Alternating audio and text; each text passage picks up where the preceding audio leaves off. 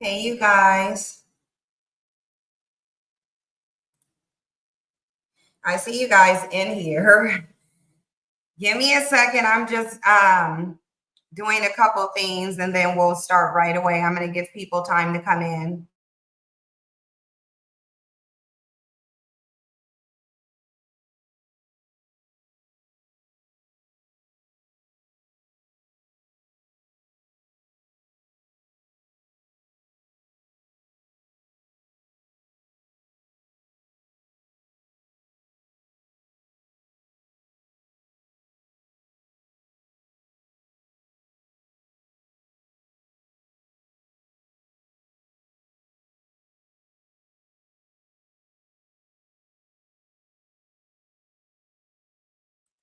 Okay, guys, we about to start in just 1 minute. Give me another second and then we're going to start.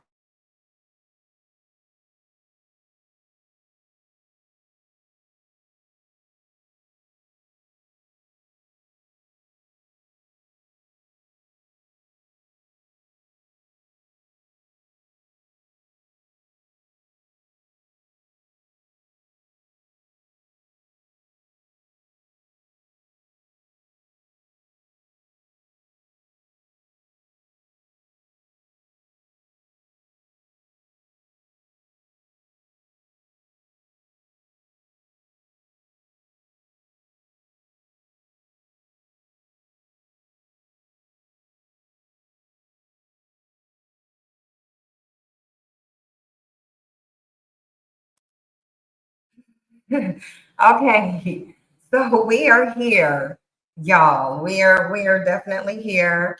Um, hey to I'm trying to shout people out. J Doff, hey. I know I haven't went live on this channel in a long time, so of course the people who are subscribed to it, I don't expect them to be here because at the end of the day, I haven't went live in a very long time, especially from this channel. Hey, I Can Breeze and Positive Gal. Hey to I Love Us American Black Women. Y'all have some really interesting names. Hey, 60 Amethyst. I definitely remember you. Hey, the Eve Jean. I remember you too. Really, I haven't forgotten about really not too many other people who subscribe to my channel, even though I haven't been on here in a while. Y'all know that I'm no longer on YouTube full time, nor will I be. So I just want people to understand that while I'm here today, I'm not really going to be on YouTube. Don't think that every day of the week you're going to find me doing something on the weekend. You're not. I'm on Patreon. Y'all should be able to see the Patreon information. If you can't see it, then I obviously need to get in StreamYard and get into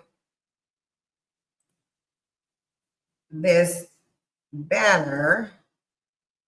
There we go. Okay. So we have that. There we go. So now that we got this going, so y'all can see how to get to me on Patreon. It is scrolling across the bottom of the screen. Just know that I'm not here. This live stream likely won't stay up. I'll give it 2 days and then it's going to be on Patreon because at the end of the day, I don't really want my content on YouTube. I come on YouTube because a lot of people ask me to. So I've given myself 1 day to come live on YouTube. I get requests everywhere on YouTube, on Instagram. I get a lot of requests to get back on YouTube, on TikTok. I don't really want to be on YouTube full time. I don't. I really think YouTube is a wholly toxic environment. I'm able to maintain my peace over on Patreon. And so therefore I am going to stay on Patreon full time and I'll be going live on YouTube once a week. If something comes up that makes it where I can't go live on Friday once a week, then I just won't be on then I obviously just won't be on YouTube. So you really, if you want to find my content, and I'm saying it for people, which it's scrolling at the bottom of the screen. I'm only doing it in the beginning. I will say this again at the end of the live stream, which really isn't going to be that long. So I'm anticipating I'm only going to be live for like an hour and a half. There are some topics that I want to go over about the Diddy situation. There's always studies coming up talking about this situation between women and men. A lot of people say there is no gender war, but there really is. The climate is the same globally, where women are getting tired. Women are getting tired of the oppression. The change is not because of men. Men want you to believe that they're just opting out of dating, but they're actually not. All of statistics and data say that this is clearly driven by women. So we will talk a little bit about that. There were some studies that came out in reference to women choosing to be single without children going into the future and the projections on that. So we're going to go over quite a bit. Of course, Bandits never take a break from running amok. So we will be going over some bandits running amok. And I like to start out by looking at the Instagram feed because I want to make sure I'm not missing anything that just dropped. Y'all, DDG is over here going back and forth with TikTok creators, fighting for his life since him and Halle broke up. Meanwhile, Halle ain't said nothing, and I respect that. If I'm not dragging you because I broke up, if we two public people and you violated me and that led to the breakup, I'm dragging you, or I'm just acting like you don't exist. There's just really no way around that. But I feel like that's what Halle Bailey is doing. So we'll get into this DDG video now since we're on the topic. I'm gonna let y'all know right now. This whole she should have got married first is irritating me.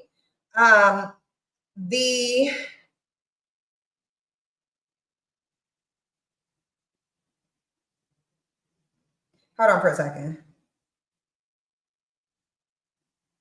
Hang on 1 second. We are going to go over what R. Kelly's daughter said because I noticed something that I think is really interesting about one of the images that they showed of R. Kelly's daughter. Kanye West out here fighting for his little mentally ill life too. We just gonna let Kanye West do what he do. It looked like Charleston White done got arrested. Hopefully he stay in jail. I'm gonna scroll past that. Listen, I am not one of those people who think that black men shouldn't go to jail just because they're black. I really personally think there's more of them that should be in jail. I think black women would be safer if more of them were in jail. But nonetheless, let me send out this link and we're going to get into DDG. Black people are still having a discussion over 50-50. I don't know why. I'm going to tell y'all now that I'm not having any discussion with anybody about, I'm not having a discussion with anybody at all about going 50-50. I'm just not going to. I don't know who is. Like, I don't know why y'all out here having discussions with needy bandits who want you to subsidize their rent for them. But I'm not a welfare system. I'm just not. So being that I'm not a welfare system, I'm not about to sit up here and help any black man with his bills because that's what it would be. I've lived with men in the past on 2 different occasions, and I'm just telling you, the reality of it is that if you go 50-50, you are going to pay all of the bills. It just is what it is. And I don't know why women are allowing themselves to be okey-doked into this. It appears to only be black women who are doing it because I really largely don't see, and just because I don't see it don't mean it's not happening. So let me just clear that up for the people who need you to make things super clear because they can only think in a certain way. I'm not about to go 50-50 with no bandit. I don't understand how they're able to convince y'all to beyond black man worship. I really don't. But what I know is I won't be doing it. And actually, I want to play a video for y'all from a man who's talking about 50-50 as well. And then I'll get into the DDG situation because I really wish that Black women would put this 50-50 discussion to rest by just letting Black men know that you are not going to, under any circumstances, subsidize their rent because you are not a welfare program. Not only am I not a welfare program, but Black men adamantly said they were against welfare. So I'm not about to offer some men who are against welfare, I'm not about to offer them welfare, because them asking you to go 50-50 to me is the equivalent of them asking for welfare. And I'm just not going to do that. Let me get into share this clip with y'all. Because I'm gonna tell you one thing that ain't gonna happen is ain't no bandit about to convince me to be his welfare system. And I feel like this is what 50-50 is about, because 50-50 isn't about any man, definitely not a Black man wanting to help Black women do anything. That's not what you're dealing with here. You're not dealing with some men who just feel like, hey, the economy is inflated, everything is super expensive. Let me lend those Black women some help. That's not helping. That's not really what's going on. What's going on is that Black men cannot provide for themselves. They struggle to provide for themselves. So because they struggle to provide for themselves, not you, because they struggle to provide for themselves statistically, they want you to subsidize their rent. And I'm telling you, if you want to subsidize Black men's rent, if you want to be a welfare program for these bandits, you can do that. I'm not even going to discuss it. Like, I'm having zero discussion with zero man about 50-50. So I want to play this video here really quickly.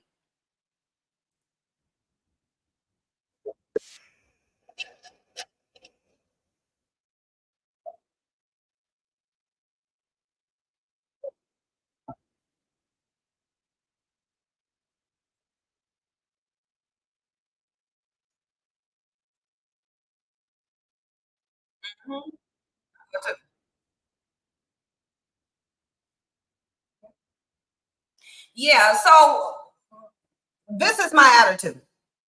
I want y'all to understand this is 100% my attitude. I'm not about to entertain a conversation with you about 50-50. This is the way that y'all can vet a man. If he wants you to go 50-50, that tells you a lot about his character and his manhood. Because he's basically, oh, you said it's no sound? Okay, let me do something. It'll sound on my end. So let me fix it. Give me just 1 second.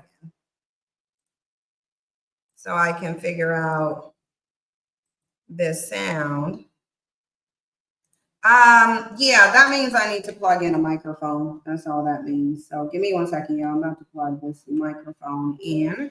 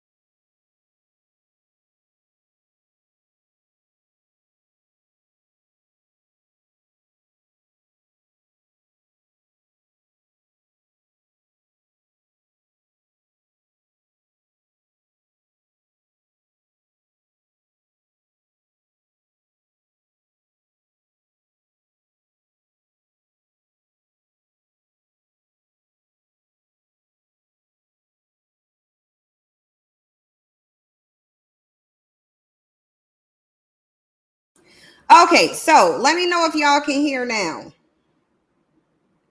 Let me know if y'all can hear.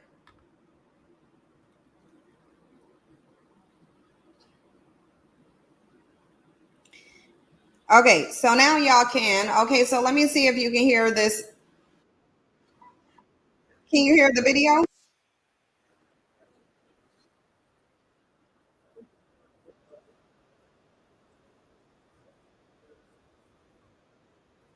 Okay, so y'all can hear it. All right, let me share the screen.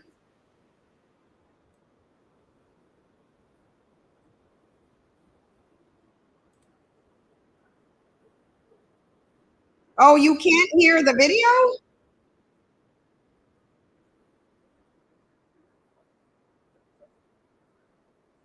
Oh wow! If y'all can't hear the video, I don't know what to do about that. I don't know how to.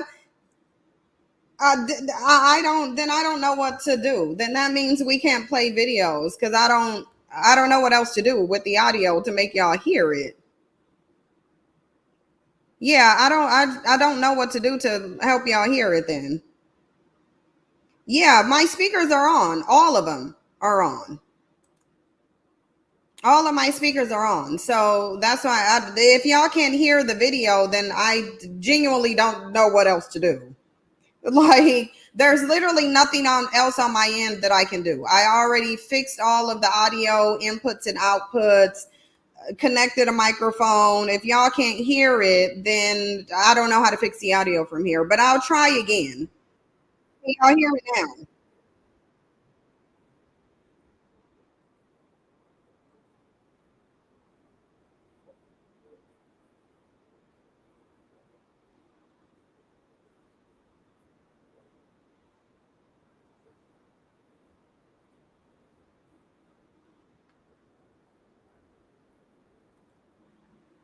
Yeah, so I don't know what's going on because now some people are saying they can hear it loud and clearly. Some people are saying that they can't.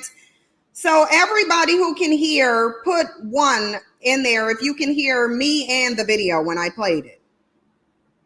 Hold on, I'm gonna go get my external speaker. After this, we're just gonna kind of discard it because then I don't know what's going on. So if you're putting one in there, then you can hear. Okay, so you can't hear the video. Okay, hold on.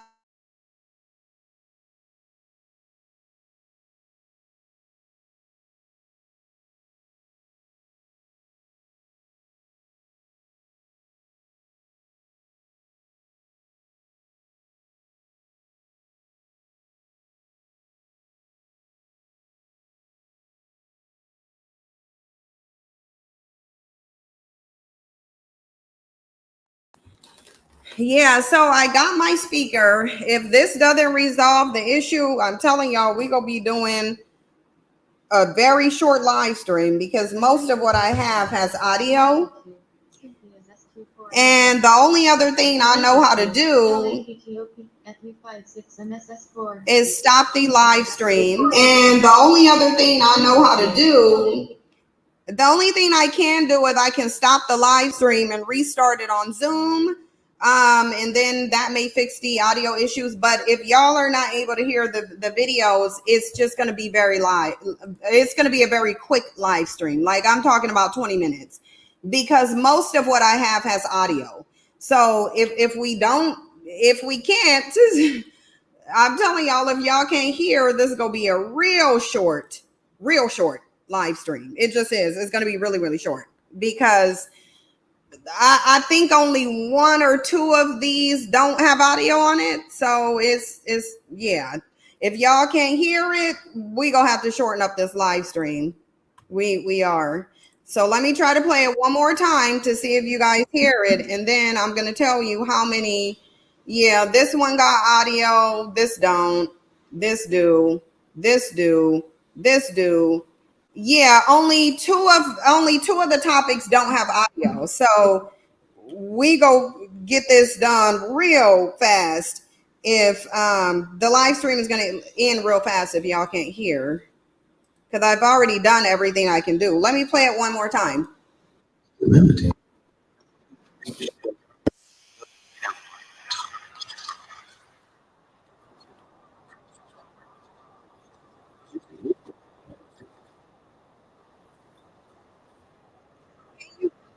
Can you guys hear the video? I need you guys to give me some feedback. Can you hear the video? No. Hang on a minute. Is this coming?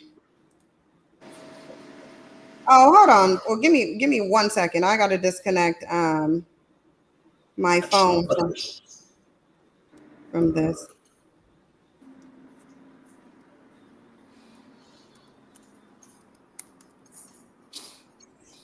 Cynthia's S24 Ultra disconnected. Okay. All right, so that's done. Can everybody mute? Who's Ella? Will you mute really quickly? I just want to see something because I don't know why my feedback is coming through here. I don't understand it. I don't.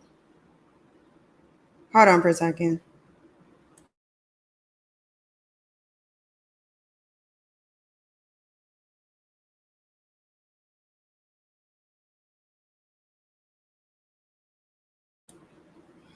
Okay, so now let me try to share the screen again.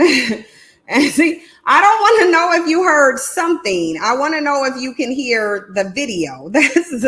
I want to know if you can hear the video specifically. This isn't about if you can hear something. I need to know if you can hear the video. That's what I need to know. If you can hear the video, the 50-50 video, put 1 in the chat, please. I need to know if you can hear the video, not me. I want to know if you can hear this video. So listen.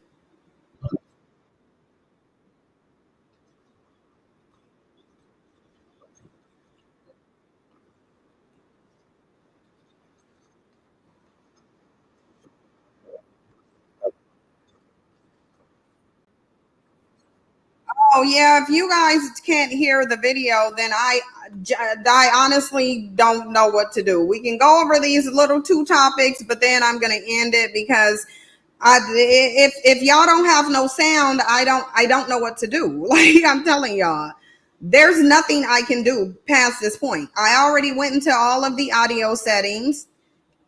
I already did. All of them are fine.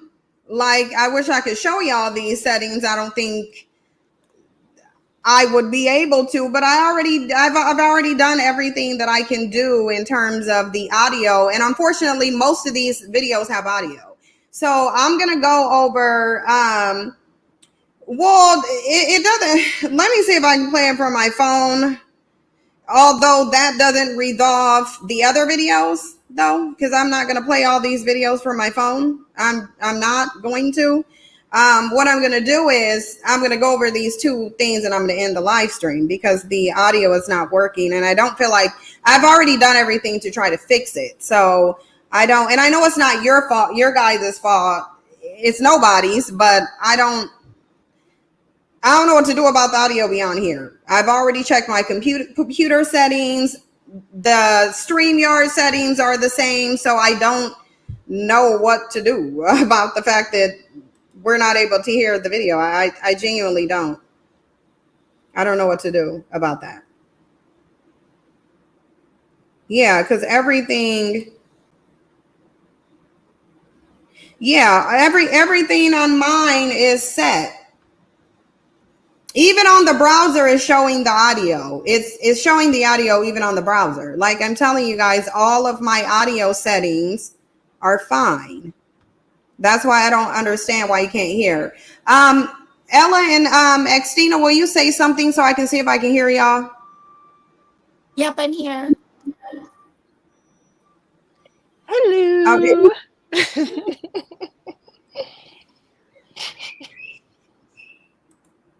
Okay, so now I don't.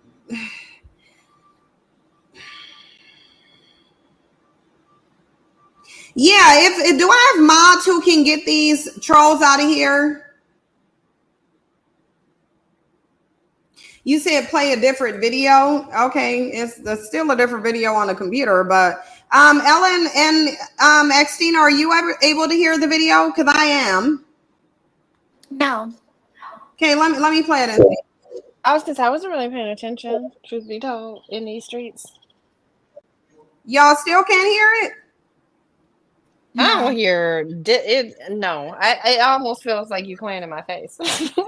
Wow, that's weird because it's definitely Truth be told about the matter.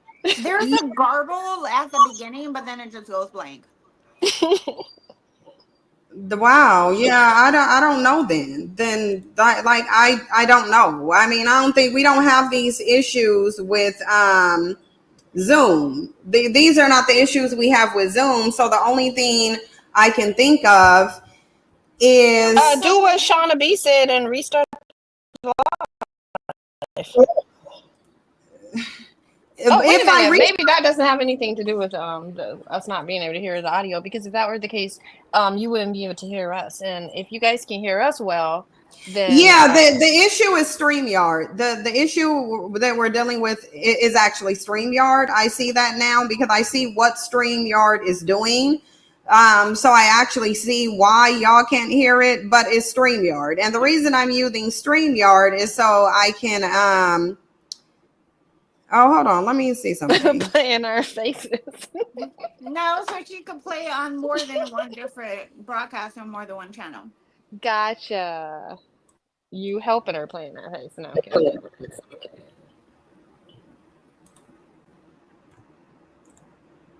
Yeah, this is an issue with StreamYard, I think. But I tried one more thing.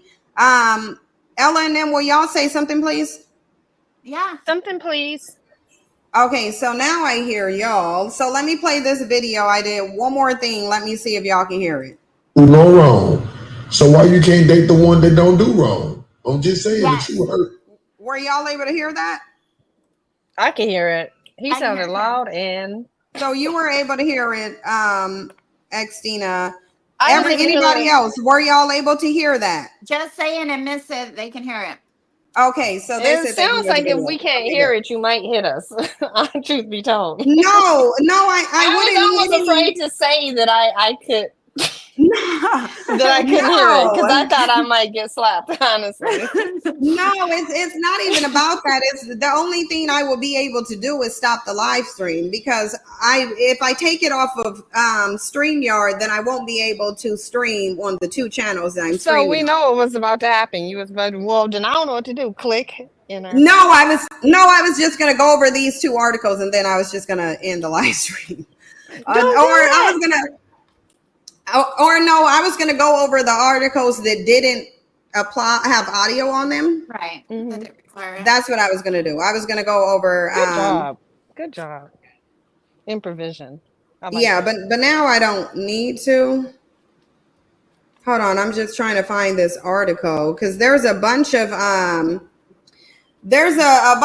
articles and pieces that came out about women choosing going towards the future to be single.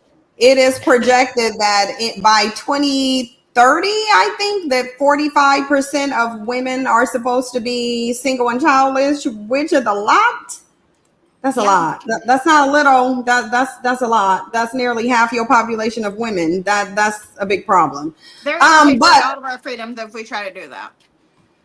well, I mean, at the end of the day, you can try to force people to give birth, but that doesn't really work out. I don't think that like if that were to happen, giving birth would become very lucrative. Yeah.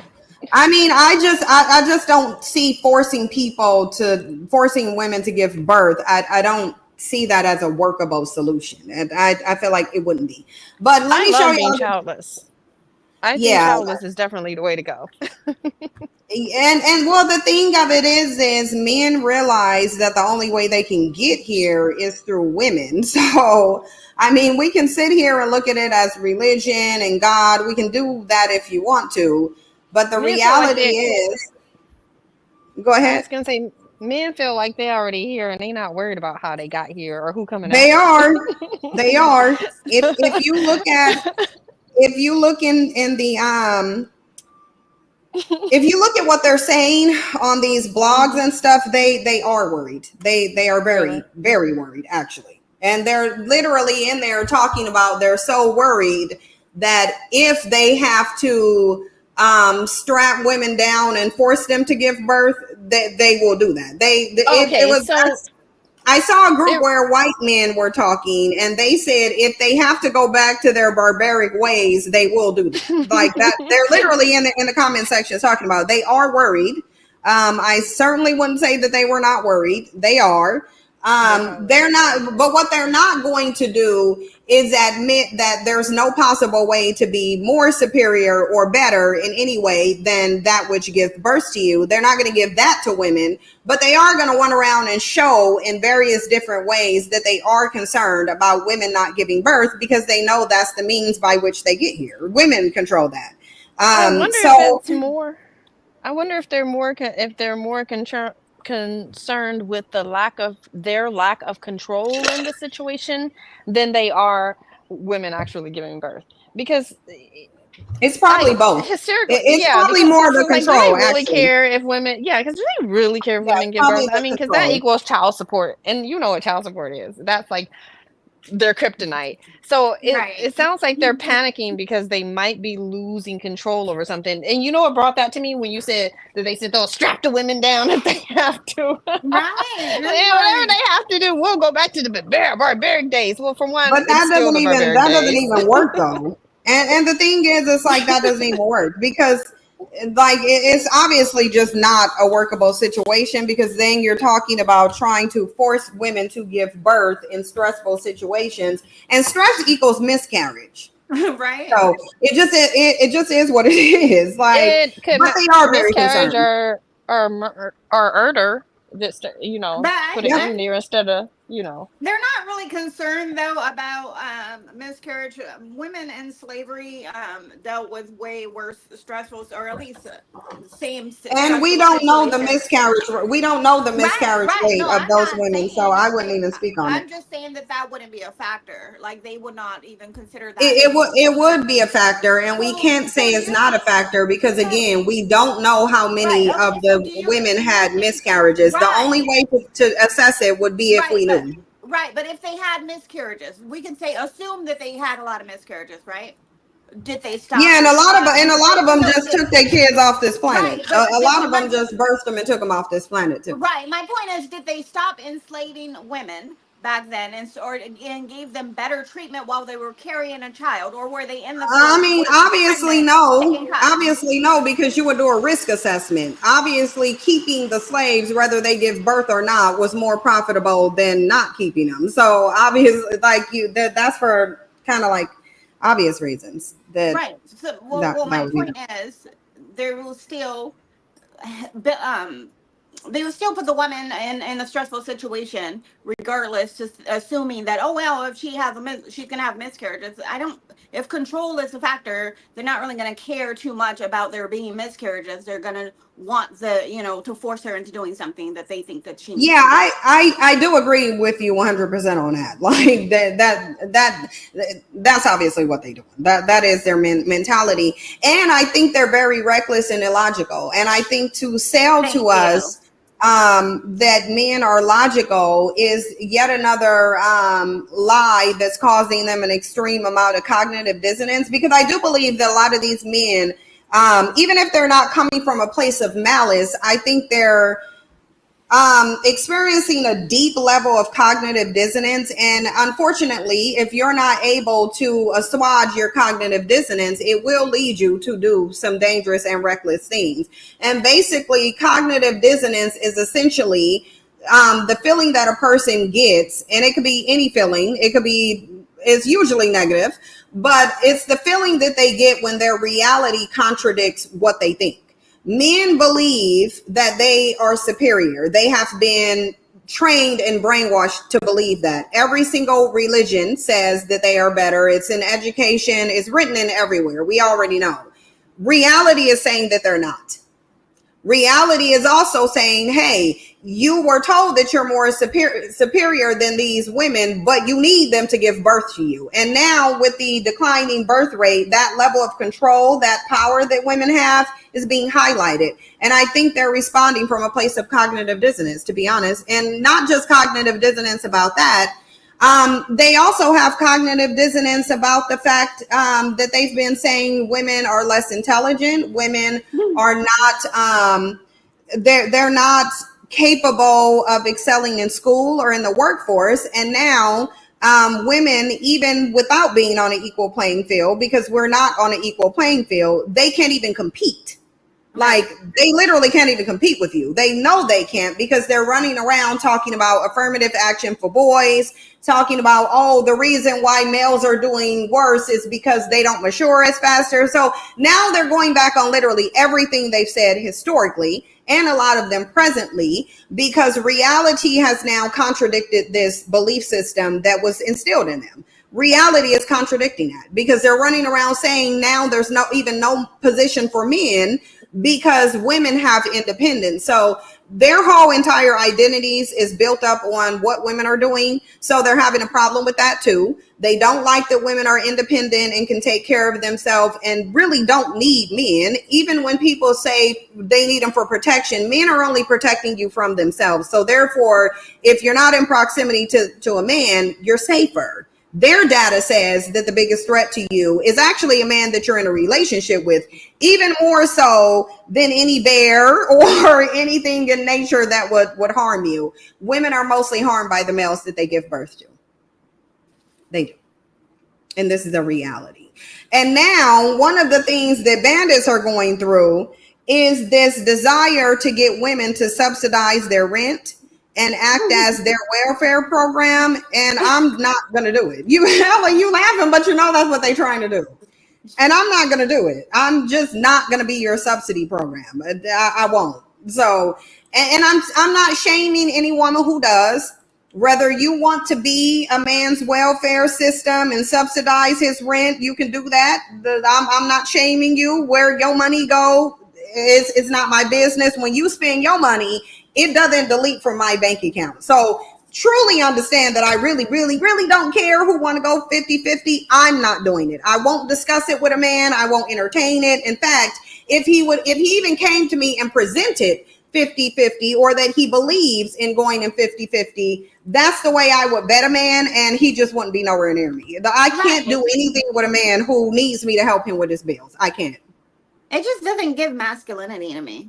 It doesn't. It gives man baby or man child, but mostly it gives child. It's just not very masculine. It's like you're really, and then they want women to be like independent and alleged 50-50, but there's literally no such thing as 50-50. Again, when there's men involved, if you're in a relationship and there's men and there's women, it's not 50-50. As soon as the guy see that a woman does anything that has anything to do with feminine housekeeping, cooking, or doing their laundry, all of a sudden she becomes a slave, regardless to if he's used to and the studies pan out that way too. Regardless if he lived by himself and he's been doing it by himself for years. As soon as a woman steps in and starts doing, even she's just doing hers, he's literally going to start leaving his plate around, waiting for her to pick it up and go take it and clean it. He's literally going to take his clothes off in the bathroom and leave them on the floor and wait for her to pick them up. Like, even if he is this responsible dude that's been in the army, that's been doing it himself, he's going to slowly but surely stop doing it because now he has a woman, and naturally the woman is the nurturer, so naturally she's going to be nurturing and he's going to allow her to do it, which means 50-50 is out of the door at that point. Well, oh, go ahead, Axina. I'm sorry, it was your turn. I was just gonna say, thank you. I was only gonna say that, I mean, that's true what you're saying, that might happen, but I mean, I've dated guys who would leave their stuff around, and I've dated ones that would actually make the bed. I would get out of the bed and leave it, and he'd make the bed and pick up stuff after. Like, it really honestly kind of depends on the person. Yeah, and because some people are neat freaks. But you're not like a super nurturing. I mean, you kind of are though. Yeah, I can be hella nurturing. Yeah, but the thing is, Xtina just has a hard exterior, but I'm pretty sure she softens up. It's just like me. People think I'm cold and emotionless, and it's like, I still have feelings. I can still be nurturing and sensitive and vulnerable. Oh, they know yesterday because I was on Patreon. Because I had a full breakdown on Patreon. I ain't no killer, but don't push me. Yeah, I mean the thing of it is my Patreon supporters, they got to see me being vulnerable because I was talking about some stuff that triggered me. And you know, some stuff they y'all know the situation when I was SA'd and the fact that I'm still not over it is still a very much open wound. And it just really just got to me yesterday. It really did. Like even now it's difficult to talk about, so I'm just not going to. But yeah, I show vulnerability in spaces that are safe and conducive for vulnerability. And so the people who are in the environment, that's why I plan to stay on Patreon, because it is that type of environment where you can be vulnerable. Live on YouTube, absolutely not. People live on YouTube will never see me. They will never see me in a vulnerable position. They just won't. And the reason why is because being on YouTube is not a space that is really conducive to your vulnerability. It's highly toxic. There's a bunch of people running around acting like they have undiagnosed mental illnesses, and it's just really not the environment for it. It's not. But sorry for cutting you off. Oh, I forgot what I was saying.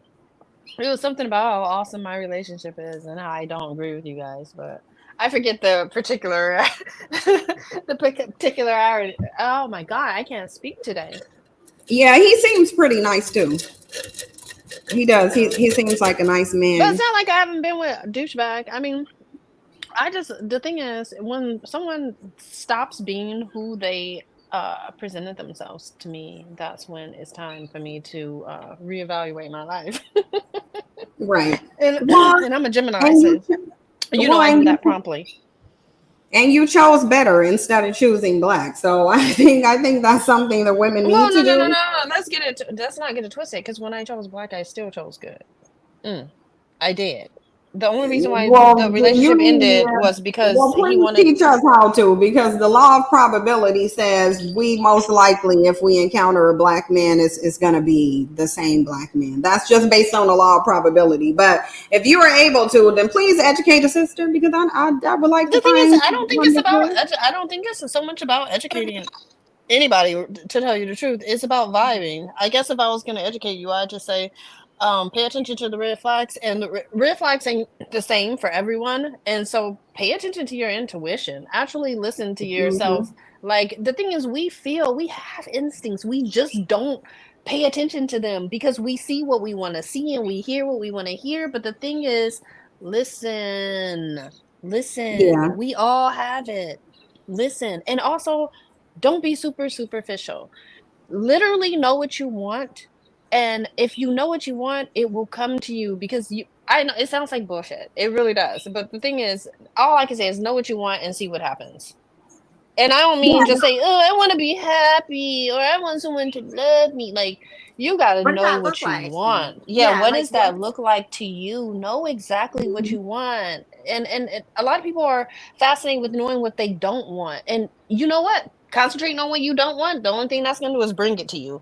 Concentrate on what you want. If you concentrate on what you want, I need to take that advice, because I usually focus on what I don't want. You concentrate on what you want. Your job right now. When you see what you don't want, you're not going to see that. It's out of your face because you're trying to concentrate on what you want. You know, and I mean, if you do that for a long time, you'll start manifesting the stuff you want to you. And what I don't want is the 50-50 man. That's what I don't want. Because the thing is, how can you have any femininity and relax in any kind of, like, it takes a while to even be able to calm yourself and soothe yourself enough to embrace your femininity without, and also, can you even honestly trust a man that even requests for you to do anything 50-50? Like, how can you trust him? Because he doesn't. That's not giving. I love you. I want to protect you. I want to take care of you. I don't know. Okay, so I'm not going to say you can't trust. I'm not going to say you can't, because there are a lot of different kinds of relationships. I'm just going to say there's a lot of different kinds. That's fine. That's your opinion on that relationship. That kind of relationship is not for you. Just because it's not for you doesn't mean it's going to be negative for the next person. Some people, it's not for me. Like Sam said, Some people want to do 50-50. There And are I'm hella happy I've met for women. you. Listen, let me But say, I've had friends that they want to because it makes in them my feel some kind opinion, of way. in my humble Oh my opinion, God. Wait, women I that know what your want to opinion. get 50 Okay, 50 never because mind. they don't feel safe enough for a dude to take care of them. Okay, thank you. But what I was saying is the women that I've known that want to do 50-50 is just because they want it's something about them, like their masculine energy that they want to embrace that makes them feel um you know how men feel Powerful? productive when they're taking care of themselves and when Yeah. they feel productive when they're taking care of someone else. Well, there are women that are just like that, and I'm not going to say she's this and she's that because she feels productive and she wants to do this makes her feel like a whole woman going and that's her femininity and that's how she does her my femininity. Oh my I don't want goodness, to do all that. glowing. You know, I don't want to do all that. 35, and you're doing 65? Like, glowing. Yeah, Tell us what no. that's See, about. Please tell us what I've that's about. Are you? Yeah, I've What are you been in talking a about? 50-50 relationship, and 50-50 Not me. relationship for the woman quickly turns into her being the provider. And so the reality is, It if you are can if you going don't have based off of, boundaries. It totally can. If you don't have boundaries and stick to your boundaries, it sure as hell can turn into that. But if you actually yeah, have and boundaries and stick to your boundaries, it won't turn to that. yeah, and That's I would venture to say that most if we go by social media and how black women are responding, most right, black women will go 50-50 with a man. They right. will, if that means, if not going 50-50 means that they won't have a man, then they'll go 50-50. I prefer no man to a man who needs me to 100%. subsidize his rent. Because really what it's a rent subsidy. That's what black men are asking for. They're asking for women to provide them a it rent ain't just black subsidy. ones. Yeah. It ain't just black ones. They're the Y'all women loudest don't get out voice. there. Don't get out there They're and get tricked by some dude just because he's not black and you want to move into here. Just Oh yeah, but y'all don't get tricked just because he's not black. I just want to put that out there. Okay, it's so pretty. we already talk about having standards, expectations, and boundaries regardless of the race of man. So that's Exactly. something Good. I'll always promote. You wouldn't just have standards, expectations, and boundaries with black men and then not white men. That would be foolish. You Okay, obviously good. need to have them All of them, regardless with of all of man. them, because they Oh, all have something up their sleeve. It's just a little bit different. That's what you right. need to understand. You just need to figure out how they have it up. But what really is different is that white men are socialized very differently than black men. So black men But are they not typically have more socialized money. into any form of manhood. They're not. There's nothing in the community that would socialize black men into any real manhood. And And this since is majority why of them don't have a father, it would definitely need to be with a yeah, man. exactly. Right. And well, Exactly. that's why. Right. That's why. But even if they do have a father, what is the father teaching them? Because if you got a father like T.I. with his son Kang running around, then obviously the father being there in all situations doesn't really matter, nor doesn't give the male children a sense of manhood if the father does not have a sense of manhood. So it's not just because these males are not in the home, Well, it's because they not in a home and they don't have any sense of manhood at all. They Right. just don't. It's okay for them. That's why I think they are the. I'm gonna play this video after I say this. So please like hold y'all's commentary until then. But the reality of it is that black men do not have a sense of manhood. They don't, even when they come from a home where the father is present. And that's because they're lacking in manhood. They said that when they were enslaved, that's when their manhood was stripped from them. I don't remember a date and time when they got their manhood back. So as of now, this group of men have absolutely no manhood. What happens is because black women want black men, we pretend that they have manhood, but they're really not. Because in every situation where I lived with a man, or if I was dating a man and he didn't have what I had, I thought poorly of him. And that's why it was very easy for me to walk away from them, because at the end of the day, they weren't really contributing anything to my life. And even if they weren't contributing anything to my life that I can bring myself. So therefore, they really didn't have a lot of value to me beyond being like a warm body and some companionship. And I'm being wow. 100% honest. I'm being Wow. 100% honest. Wow. These men had very little value to me. And that's because they weren't, I mean, value and dependence is based on provision. Need is based on provision. You don't need anyone who provides nothing to you. And you're likely not going to value something that does nothing for you. Even with machines, even with technology, we only value it to the extent that it's working. Once it's not working, we throw it away and discard it. So in every part of life, you have to provide something. If I'm subsidizing your rent by going 50-50 with you, I'm subsidizing this man's income at that point, because it's me relieving him of 50% of his financial burden. It's not him relieving you of 50% of yours. Most Black women are more self-sufficient than Black men. This is a statistical fact. Most Black women got more money than Black men, despite Black men, yes, getting paid a higher wage because they are males. Black women are more employed. Black women are in better positions because they go educate themselves. Therefore, Black women have more money than Black men do. Black men are asking Black women to subsidize their income. And I'm just not going to do that. But I want y'all to listen to what this man says, and then we can all talk about it. It's a very short video, so let me just play it. I don't think a woman should ever marry a man that does not have a mind to 100% provide for her. If you sit down and you have a conversation with a man as a woman, and he's sitting there, he's bringing up 50-50, I want you to come up with 50, I'm gonna come up with, he's not a masculine man. If I were a woman, I would dismiss any man that came up with a conversation about 50-50, because he's lacking somewhere in terms of his masculinity. I don't think a woman should ever marry a man that... And he is lacking in terms of his masculinity. He just is. Every dude that I went 50-50 with was they ended up being toxic, demeaning, trying to lower my value and bring me down to their level just because they couldn't provide for themselves. I won't go through that again. I just won't. I think with relationships experiences, you have to learn from your mistakes. And it was a mistake to go 50-50 with any man. It just was. If any woman want to, you can. I'm not telling you that you can't. I'm just telling you from my experience, it does not pan out well. The one time that I was evicted, it was because I was in a 50-50 relationship with a man. And we didn't get evicted because I couldn't pay my part. We got evicted because he couldn't pay his. And so therefore, I will never do that again. I won't get in any lease with a Black man. I don't with any man, really. I don't see a point I just don't see a point in going 50-50. I really don't. I think rather than having a 50-50 conversation, perhaps everybody should live on their own. The problem is, though, Black men can't afford to live on their own. They can't.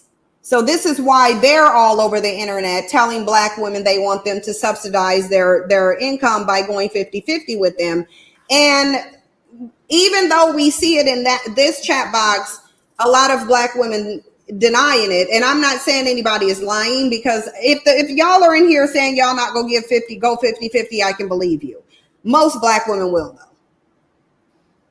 And not only will most Black women go 50-50, but statistically, most Black women will be the sole provider and will provide for a man in a marriage. So even if you're in a marriage and he's the sole provider, the labor distribution is still going to be unequal. Even if he's paying for all the bills, even if he's paying them, this is a statistical fact. Even if the man is paying all the bills, the labor distribution is still unequal. It's still unequal. The woman is still doing more, even if the man does pay 100% of the bills. So if you're paying 50% of the bills, oh, that just don't make no sense. Like, financially speaking, that would be dumb. Business wise, that would be dumb, because it's lopsided. It's not in your favor. And I'm not about to be in a situation to where I'm benefiting a man. I'm not going to benefit you with my labor. I'm not going to benefit you with my finances. We can build something together where you're equally contributing, but there will be no sin subsidizing your income. That won't happen.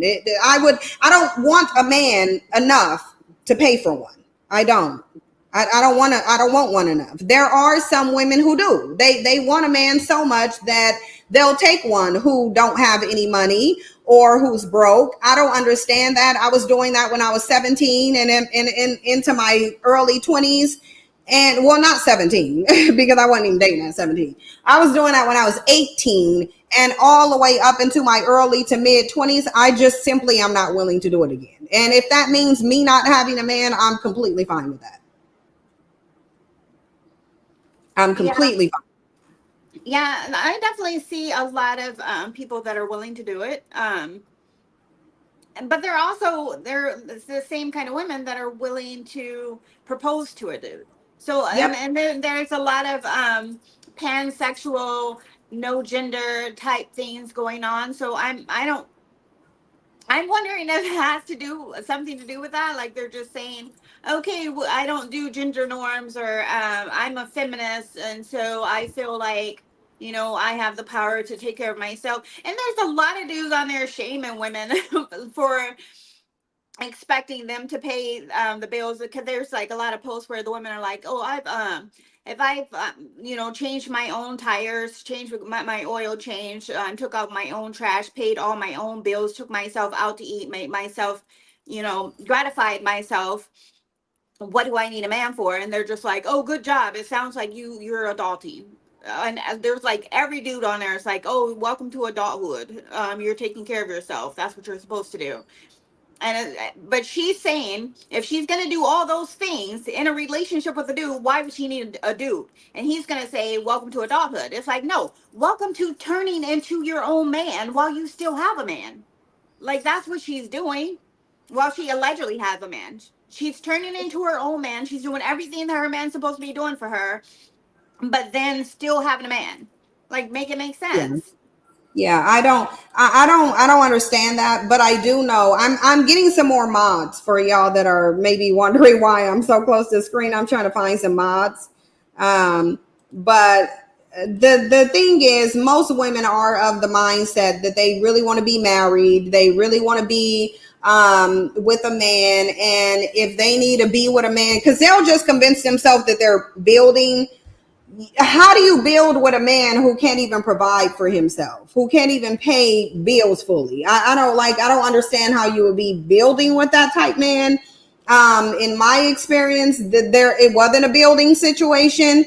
It was literally a man getting an easy ride because he could not obtain the things that I could obtain. He couldn't. None of them could. None of them could. And it did make me look poorly on them as a man.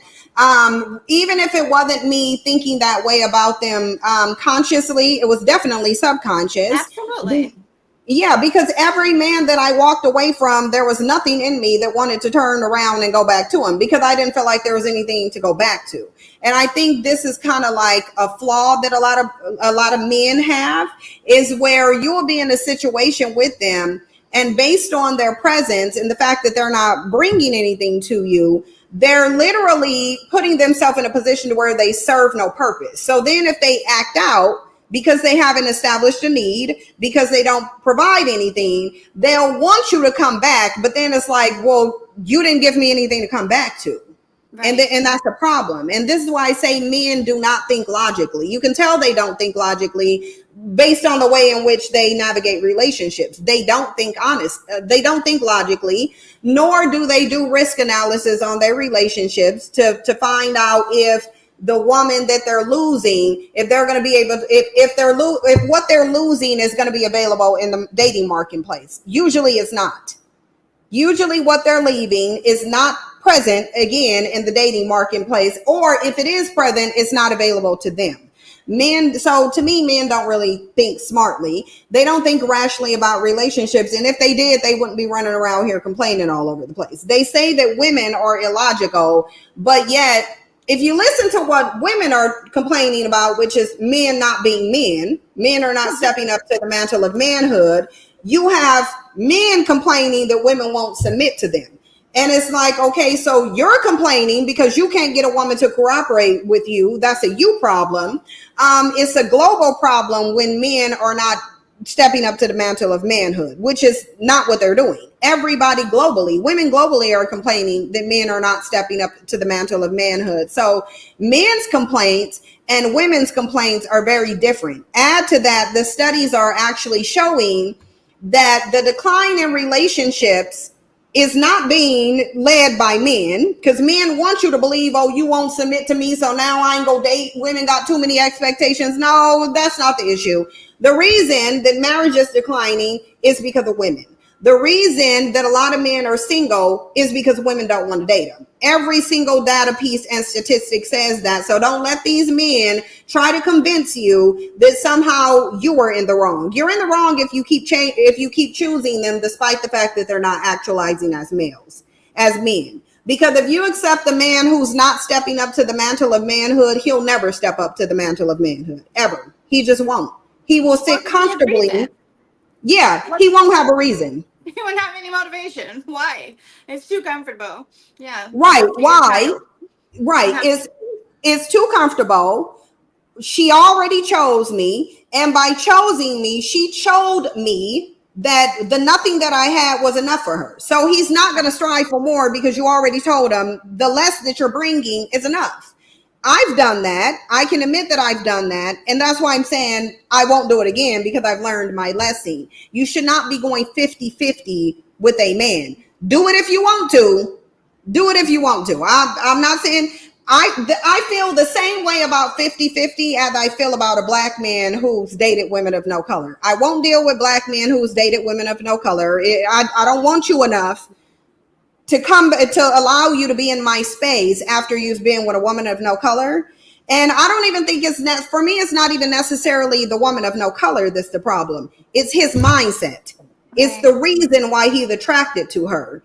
It's the fact that he's going over there because he is a weak, conquered male who has not established any sense of self, who does not value himself. And when he looks in the mirror, he sees himself less than, unless he's attached to a woman of no color. And he might feel like he's more than for 5 minutes. But rest assured, that woman of no color is going to let him know that he's beneath her. She's going to show it in many different ways, because at the end of the day, we're not going to pretend like these aren't the women who are raising the men that black men complain about. They are. Black men may ignore it, but I'm not about to ignore it.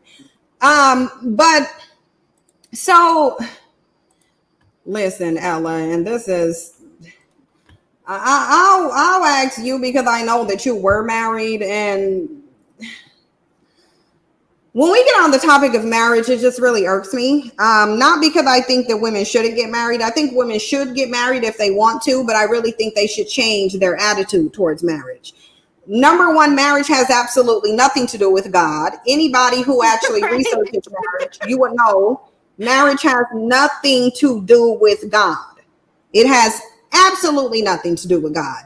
The reason it was incorporated as a part of religion is so that women would rush to it thinking they are doing something that God wants them to do. There is an economy built up on marriage. You have to pay to get into it, and you got to pay to get out of it. So if you stop getting married, or if you decrease marriage, you're decreasing a economy within the U.S. economy. You're literally affecting a huge sub economy. So of course they're going to bring up all this data about how much better you are being married, but you're really not. You're really not. Whatever black people do, huh? You do get cheaper car insurance. Yeah, in the grand scheme, yeah, you can get cheaper car insurance, you can get tax write-offs. In the grand scheme of things, it still doesn't benefit women. It still doesn't benefit women. Especially and if you're supposed to be paying for these anyway. Huh? If the dudes are supposed to be paying for these things anyway, he's getting a discount, not a woman. Let me help this person out who's too remedial to find their way out of here. This is why I say there's a bunch of people who act like they're running around these YouTube streets acting like they have undiagnosed mental illnesses, because you have to be mentally ill to come into the chat box of someone that you claim to not like. You're coming willingly. No one's making you. You cannot click on the video, but you gonna bring your mentally ill ass in here and say not send you back on YouTube. It was so peaceful. So wouldn't you be protecting your peace by not being in my chat box? Makes sense to me. If you don't go take your medication, Like this is not a mental institution. I think you're looking for a different sector of YouTube. You need to go where all of the other mentally ill people congregate. You don't get to come be mentally ill over here. So because you couldn't get your dumb ass out my comment section, I just got you out there. I did you a favor. I helped you because your mental illness is preventing you from avoiding spaces that you feel like are not peaceful. So since you wouldn't remove your mentally ill ass, I had to do some charity. Like, this is why I don't want to be on YouTube, because I'm always having to do charity with these bandits and these banditas and removing them from the chat box since they're too stupid to do it on their own. Like, why were you even in here? Like, you came in here to put a comment to say it was better and you knew you stay over there. Like, it's really that simple. It's not hard. Nobody snatched you up and dragged you in here. Yeah, like it's just not even, it's not a hard thing to do. You just wouldn't come in here. But the reality is these haters are super fans. They literally cannot stay away. That's why when I see women in spaces who are like regurgitating what my content is about, but saying that they don't like me, yeah, you do. You do.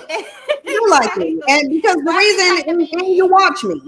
And we know you do because you're regurgitating what I'm saying. The only way you know what I'm saying is if you're watching me. So I wish y'all super fans would just admit that you're a super fan at the end of the day. You are a super fan. You might not like me, but you have some kind of addiction to me. I must be very magnetic because you still keep finding your way over to somebody who you know for a fact don't like you. Now, it's questionable whether you like me or not, but we know for a fact I don't like you. So why are you here unless you're a fan and a mentally ill one? But so the only reason why I brought up marriage is because the mindset of Black women, and I'm saying Black women in the absence of any white person in these comment sections, okay?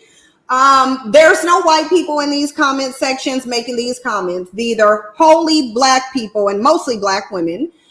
While I do agree with Black women, you should acknowledge how men purposely engage in reproductive oppression, and it appears that Black men engage in it the most. You should not think that marriage is going to solve this problem. I don't see how marriage would have stopped DDG and Halle Bailey from separating. I don't. And if anybody can explain to me how marriage would have stopped DDG and Halle Bailey from separating, please do, because last I checked, divorce was the means by which you separate yourself from a marriage, indicating marriage is in. At some point, there's going to be a separation. That's inevitable. Marriage is not going to change that. So I don't know why this is a marriage discussion. The only thing that would have changed if Halle Bailey married DDG, she would have had to pay for the divorce, and she would have likely had to pay him alimony, because I guarantee you she makes more at this point than he does. So if y'all wanted Halle Bailey to lose some of her wealth in addition to separating with DDG, then yeah, you should be bringing up marriage. But marriage doesn't last.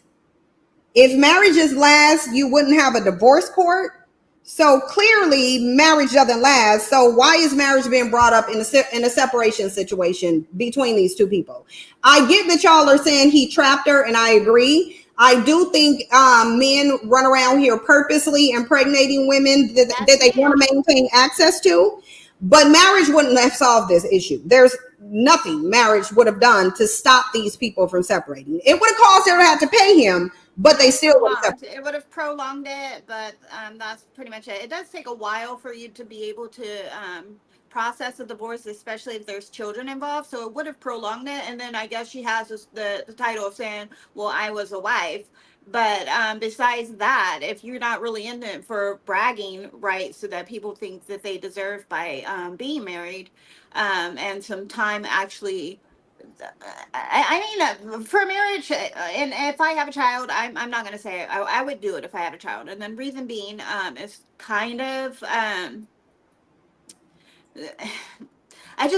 wouldn't want my kids to have different last names, and I want to at least give in an attempt at assuming that our relationship is going to at least last until my child is 18, and but not, they don't. and again, But and I like I said, and again, it doesn't, like you said, it doesn't guarantee that it's gonna to end, but it does make it harder for it to end. And so it only makes it harder because you have to go to the court and get permission and pay, whereas with a exactly, boyfriend you can just walk away. So exactly.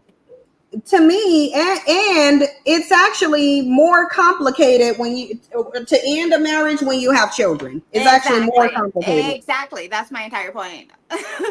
Like a single woman can just get up, take her kid, and go. Yeah. And then go establish a parenting plan. A married woman can't do that. A married woman cannot do that. Exactly. Yeah, they can't just, married women can't just get up and take their But kid a and man go. can't They either. But can't. a single woman could do that, but the dude could also take that child and leave. Yeah, the dude could. Most of the time they ain't though, because they don't even want the kid. Most of the dudes don't even want the kid like that. That's why they're not going for joint custody. So very few men are going to go for full custody of a child. They simply don't want the responsibility. But I just don't see how this is the situation. I guess I'm just not understanding why women are running around saying she should have got married. And I keep asking people in the comments, what would marriage have done to prevent them or to change this outcome? And they won't say. They're not saying. Like I've went to many different comment sections and asked. There's no guarantee. The only guarantee is it'll prolong it. That's the only guarantee. It's that it'll prolong the divorce, but it doesn't prolong the separation. Like he can get up and leave out of your house that day as soon as he decides. He doesn't have to live there because he is still married to you, so he can still walk away. Nelix Sulu said, well, put it this way, I would have never had a baby before marriage if I was her. Why? And I'm only asking because I genuinely want to understand the thought process. Why? Is it because you fear the social stigmas of being a woman with a child unmarried? Yes. Or is it because I know that's most likely what it is, but or do you think that the marriage would have somehow prevented a separation? I'm really just trying to see why, because I know that it's avoiding the social stigma. As much as Black women say they don't care about what other people say, they do. You care very much about society's opinion of you. And that's likely why a lot of Black women will get themselves in toxic marriages and stay in toxic marriages, especially if they have children, because they want to avoid the criticism of people that they don't even know. I couldn't care less about any of society's opinion on me getting married. If I don't want to get married, I'm not getting married. If I want to have 10 babies, I never would. But if I wanted to have 10 babies and not get married, I would just have 10 babies and not get married. Exactly. It's like, I don't really care about what society thinks. What I care about is a man not having access to my money. That's what I care about. I care more about a man not having access to my money, because a child is going to be more disenfranchised living in a 2-parent poverty home than they will be with a 1-parent wealthy or financially stable home. Money matters when you're raising kids. You shouldn't be raising kids in poverty. You shouldn't be raising kids in the hood. These are things that I would be prioritizing over marriage. Y'all running around talking about marriage, but y'all married and raising kids in the hood. That I don't understand. That I don't understand. Like, why are you having kids in the hood? You don't care about raising your kids in the hood, which is highly stigmatized by society. But you do care about being married because you want the world to not think poorly about you because you're married, when if you're Black, they're going to think poorly about you anyway. 9 times out of 10. Another reason I think that is the fact that another stigma on top of that is that you need to be married pretty much before you're 30. And so pretty much before your frontal lobe fully develops, where you can actually decipher a reasonable reason to get married, or even completely when you can actually completely even think about what decisions you're going to make and why you're making them. You're like following this societal norms and deciding to do something just because that's what you're supposed to do. Like, oh, women are supposed to be married and they're supposed to be married before 30. And obviously before 30, you're not even smart enough to figure out what kind of man you want. Really, you're not. Because it's a guaranteed economy. If they could, the fact that they were able to get women to desire something that doesn't benefit them and depletes their income, actually. Because if you look at the marriage stats, it says the women only benefit financially in a marriage when they are in the marriage, meaning when they leave the marriage, most women, this is regardless to race, most women do not financially benefit when the marriage ends. That's based on the data that I looked up on marriage. And I did a whole video on it. I did a whole video on it on YouTube. It also says the only way women will be happy in a marriage is if the marriage quality is good. If you're a slave and you're doing most of the work and carrying most of the burden and you ain't getting no help, then obviously the marriage quality is not good. And that's why a lot of women, mostly white women, because they tend to be very honest about marriage. Black women don't. There's only one black woman I've heard speak honestly on YouTube about marriage, and that's Bondi Blue. She's the only married black woman I know of who speaks honestly about marriage. White women tend to be way more honest about marriage than black women. And I think maybe it's because white women are married more. Even after a divorce, they're still more likely to be married a second time than black women are. So I think that's maybe why white women can talk honestly about marriage, because it's really not a commodity in their community. I would venture to say the majority of them get married. In the black community, that's not the case. Most black women don't get married, and that's because most black men are not interested in marrying black women. So that puts black women in a seat of desperation, where not only are they willing to enter into toxic marriages, but they're willing to stay in them because they fear ostracization. Like, people have been ostracizing me for my opinion on marriage for at least a good 4 years on YouTube. I still don't care. My opinion still has not changed. Y'all can throw out, oh, she promoting baby mamaism. You can say whatever you want to. My opinion is not going to change. Marriage doesn't benefit black women based on the data that I did. It doesn't benefit black women. Therefore, I'm not going to promote that black women get in a situation that is not beneficial to them. I don't care if they have kids. I'm not running around here of the mindset that you can't have kids out of wedlock. I don't care about any of that. I don't have the same religious beliefs that y'all do. I grew up as a Christian. I discarded it because I don't agree with it. And there's no amount of shaming that's going to change my opinion about marriage. If y'all think I'm a baby mama, okay, that's fine.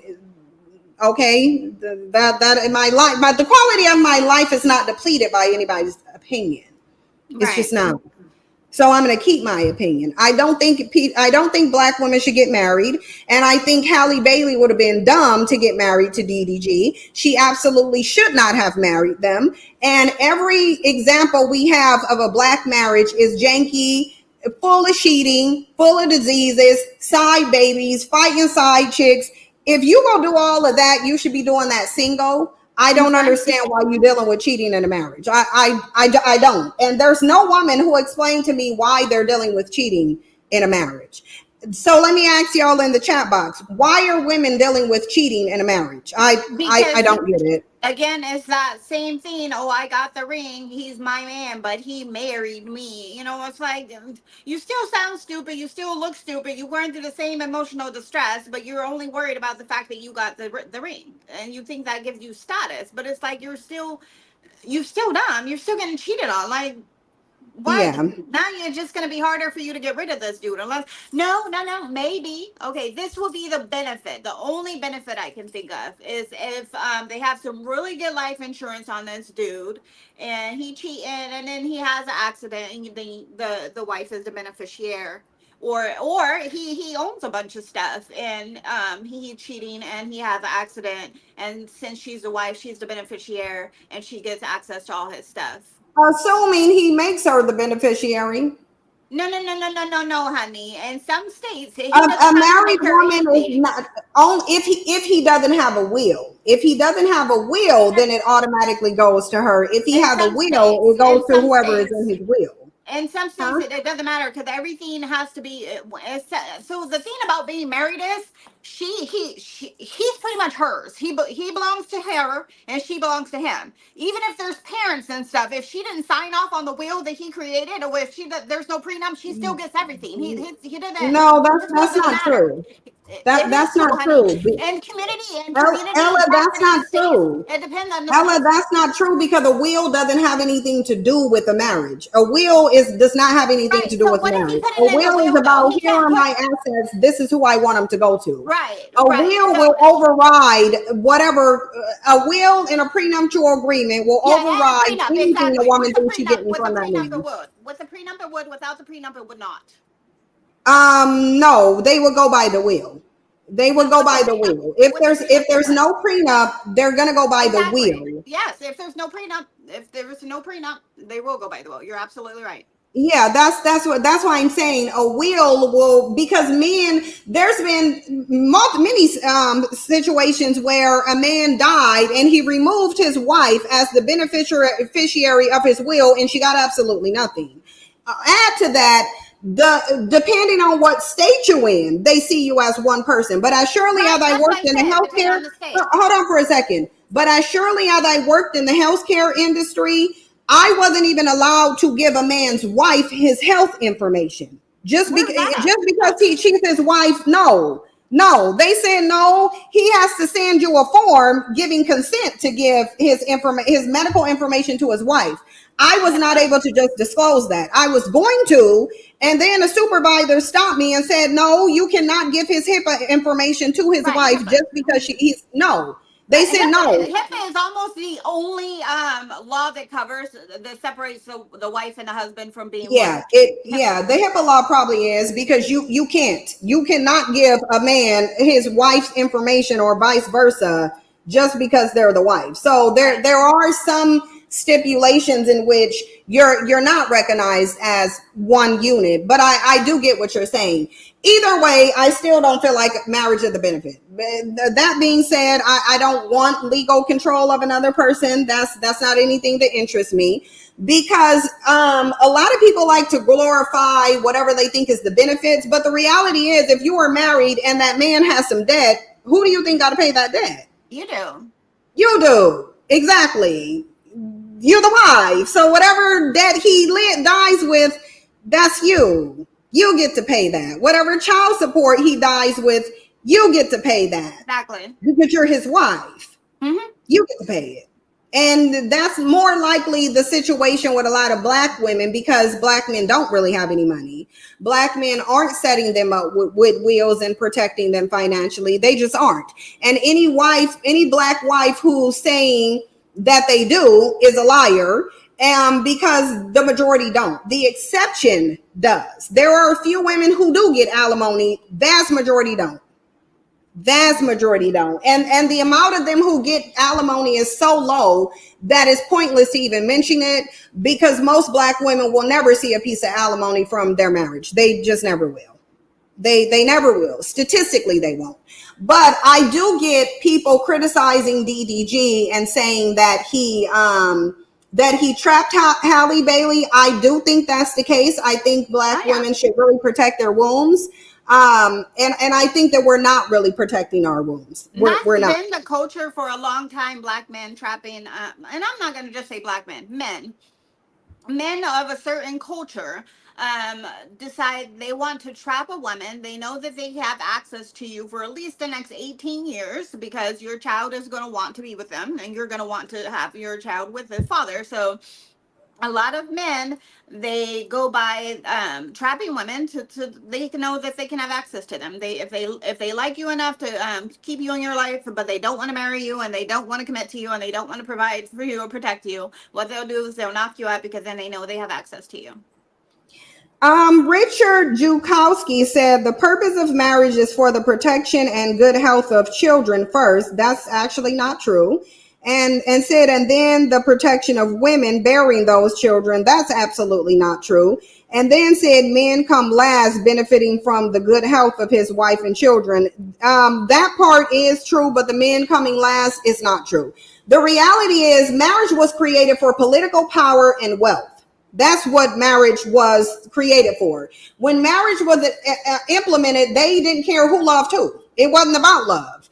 It's about, I need to stop this war over here. So let me go ahead and have one of my family members marry one of theirs so that we can merge political power and stop being unified. That's what marriage is for. It's not about love. What people, if you're going to sell it to the masses and build an economy, then you have to trigger them emotionally and you have to trigger them religiously.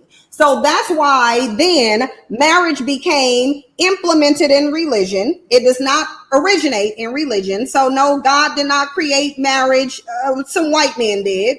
Black men are laying claim that they did it, so fine.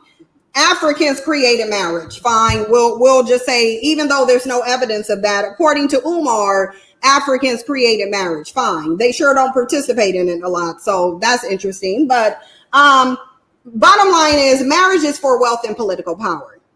Y'all are making it about love because y'all are emotional. And emotional marriages obviously don't last. They're highly unsuccessful.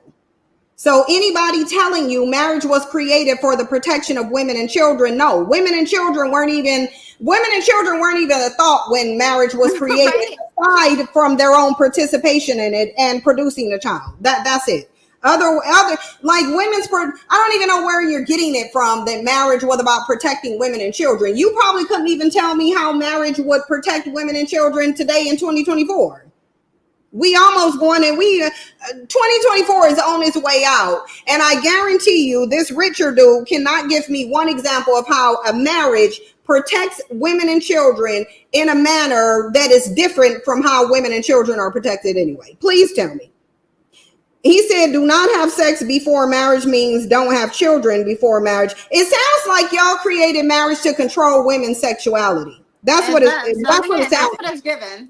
Yeah, it's given. We want women to get married because she's going to give us free labor. She going to have our kids and we get to control her. And she going to be a slave running around this house taking care of man, home, and children. How does that not equals a slave? You're just a voluntary slave, but you're a slave nonetheless. Because the reality is, if you are taking care of man, home, and children, who's taking care of you? Like, you're literally doing everything. You're literally doing everything. And I'm not willing to do that. So if a man comes and say, you're not marriageable or men don't want to marry you, okay, fine. Don't threaten me with a good time. You're essentially threatening me with a good time. Because I'll tell you right now, my energy is all I have to deal with. If I want to deal with a man's energy, I can deal with it. And when I don't want to, I won't. If I was in a marriage, I'm forced to deal with this man's energy, and I'm not going to do it. I'm not going to do it. I'm just not going to bind myself to a man. They are not that beneficial to me. I don't see them. Like, I guess I don't value men enough to ever marry one because I don't want to be legally bound to you. A child doesn't make me feel like I'm bound to you, because I'll take my kid and I'll leave with my kid, and then I'll get a court order so that I have sole custody over my kid so that I can leave and go anywhere without your permission, and then I'll still ignore your existence. And they can call it baby mama or not. I call it liberation. I call it freedom. I call it I'm not bound to no man, and a man is not about to act like he gets to control me either through marriage or a child. You're just not going to control me. I don't like being controlled, and marriage controls women, and I'm not about to get into no marriage. Y'all got me real twisted if you think I'm about to legally bind myself to a man. Please. It ain't gonna happen. But so this woman been going after DDG because she said that DDG trapped her, which I do believe that was the purpose of DDG, not to just trap her, but to ruin her career. And I believe that because that's what DDG said. He insecure and he wanted to sabotage her. So the reality is, he wanted to sabotage her by impregnating her. And DDG allowed him to because she allowed herself to get pregnant. If you weren't on birth control, then you allowed her pregnant. You wanted to be pregnant, as far as I'm concerned. So use birth control. But anyway, let's listen to what she's saying. Because she got a kid, right? It's funny that you try to use me being a baby mama as an insult when you turn her into a baby. Oh, okay. So she's DDG definitely trapped Holly with that baby. And here, so hold on, sorry. This is her original statement. DDG responds, and then she responds again. So here's her original statement. Here's a little TikTok creator fund. CPMs is not that high for y'all to be sitting on here talking for 2 minutes about me. You got 2 kids. I looked on your Instagram, I looked on your TikTok, everything. You got 2 kids with no baby daddy. That's not possible. So right. But you worry about me. Is he? Did he Don't die? make sense to me. Y'all need to stop, bro. I be seeing what y'all be saying. Y'all be thinking I don't be seeing, but I be seeing. It's like, bro, I'm a father. I'm in my child's life. Worry about your baby daddy. Why are you worried about me? I don't understand it. So Lisa said, I'm doing it. I'm pausing this because I'm going to go to the next slide. Lisa said, but DNA is the real thing. Your child would have half of their father's DNA. You never know if a health condition pops up that requires your knowledge of the father side of the family. The reality is, if your kid have a health condition, they have a health condition, and the health condition should be managed and treated. I don't know why you would need to keep a hold of the father. If a kid has a health issue, then both of y'all carried the gene for it. Like, obviously, like they wouldn't. With certain health issues, you don't need to go to the father. You know automatically that he carried a gene for it and she carried one. So you would just. Then at that point, you would just manage it and treat it because the person has the health issue anyway. I don't know why you would need to further look into a man's background when your kid already has the issue. Right. That I don't understand. The kid already got the issue. You don't need to. Why do you need to talk to y'all be finding ways to keep a hold of men that you don't need to keep a hold of. This is what I be talking about. Making like come pick up your scrunchie from my house when you break up type ish. Yeah, making excuses to deal with men that you don't have to deal with. The kid already has the health condition. So obviously both of y'all carry the gene for it because that's the only way the kid will get the health condition is if both parents carry the gene. The gene is going to be recessive. If it's a health issue, both parents would need to carry the recessive gene for the kid to have it. You don't need to look no further than the health condition itself. Like, stop trying to find reasons to keep a hold of men that you don't need to keep hold of. If the man is acting up, just like Megan said, if he act up, then I'm a pivot, period. I'm not about to stay around for a problematic man. I don't care. I can have 50 kids by him. I'm taking my 50 kids and I'm going. A kid is not a reason to stay in a relationship to me. I know y'all think that, but it's not. To me, it just ain't. You would do that. You would think about the health condition and the dad's DNA, even though your kid already got the health condition. It's probably been managed. You would think of that as the means of staying with a man. I wouldn't. I'm taking my kid and I'm going. That I will be a single mother before I deal with a problematic man. To me, it's just not worth it. It's just not worth it to me. And I get that a lot of women probably don't understand that because that's not the mindset that they come from. They likely place a ton of value on men. Well, I just don't see a lot of value that men have. I can answer that. When a woman have a child, we don't really realize that we need to be happy in order for our child to be happy and healthy. So we're sitting there thinking that our child needs their father. Yeah, our child needs their father. However, what they need more is a happy, healthy mother. And if their mother is unhappy and unhealthy, so because she's in this toxic relationship with a stressful dude, then she's gonna ruin the child anyway. So there's literally no point of being in that relationship. But she's staying in the relationship because she thinks she's helping the child, but really she's not. Yep. I just don't believe in staying in toxic relationships. Dysfunctional relationships do not benefit children. And anybody who's saying it do is either a man who's trying to get a woman to deal with his problematic behavior or a woman who's trying to justify continuing to deal with a man who's engaging in problematic behavior. I'm not going to do it. And I really want Black women and Black men to understand that, so that maybe they could stop pushing their belief system on me, because I'm not going to adopt your belief system. I don't think you have to be married before you have a child. I'm not going to promote marriage until the divorce rate lowers. Black people don't even know how to be in effective marriages, but they're running around promoting them. How are you promoting marriage and your divorce rate is 3 times higher than the national average? You should not be promoting marriage until you get that divorce rate down. Like, remember that Bandit sitting there talking about, well, we got to get this body count down. We got to get this body count down. We got to get this divorce rate. This body count down. Yeah, he was saying, well, and he was bucking his eye too. We got to get this body count down. We got to get that body count down. Sir, that's a discussion you need to go have with Black men. Sir, right. That's not a discussion for Black women. Black women are not contributing to the body count, sir. You need to get in a room full of Black men and have that body count discussion with Black men. No, but anybody who has an issue with the marriage rate, you need to pull Black men into a room, talk to them about the marriage rate. Any absentee fatherism, don't come to me. Don't come to me talking to me about single mothers. Go talk to Black men about why they keep creating single mothers. No one needs to come over here to have a discussion with me about what Black men are doing or what Black men are responsible for. So that means crime in the community, SA in the community, any type of femicide in the community, any type of infanticide in the community. Those are things that Black men are doing. Don't bring it over here to me. Don't ask me about Chicago. Go ask Black men. Don't ask me about no single mothers and how these males don't know how to be males. Go talk to Black men. Don't come talking to me about Black men's issues. I'm not here a dumping ground for Black men's issues. I don't want to hear about no single mothers. Go take that over there to the manosphere and to the men who are creating them. Don't come talk to me about that. Because really, y'all should have been talking to Kevin Samuels about those single mothers, and y'all should not have let him say that it was because of welfare. I don't know how Black men running these okie dokes. I really don't, but they running them. They are running them. Black men are running okie dokes.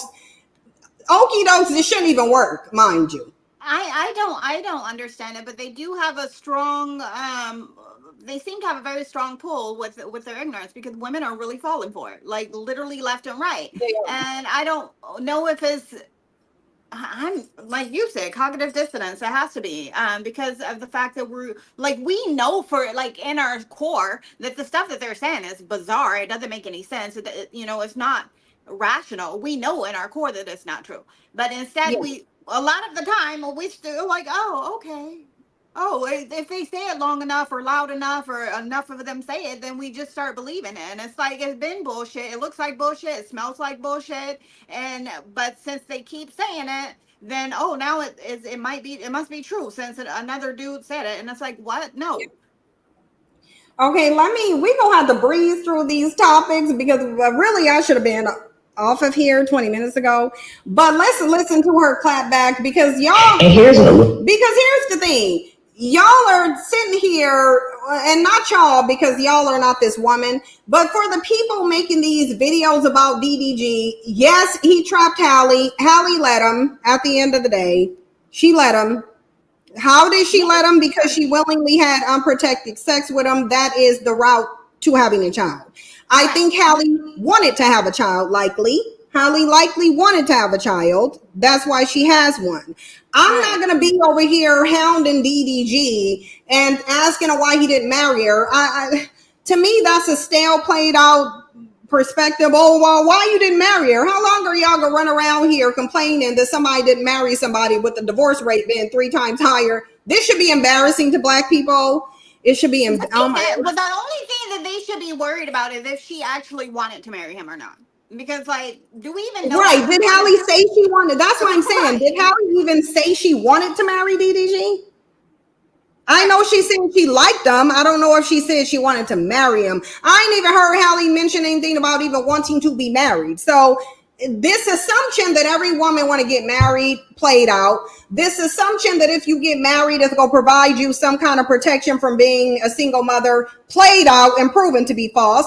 This notion that a marriage can't end played out. This notion that you will have father for your children, an active father, played out. No, you're not.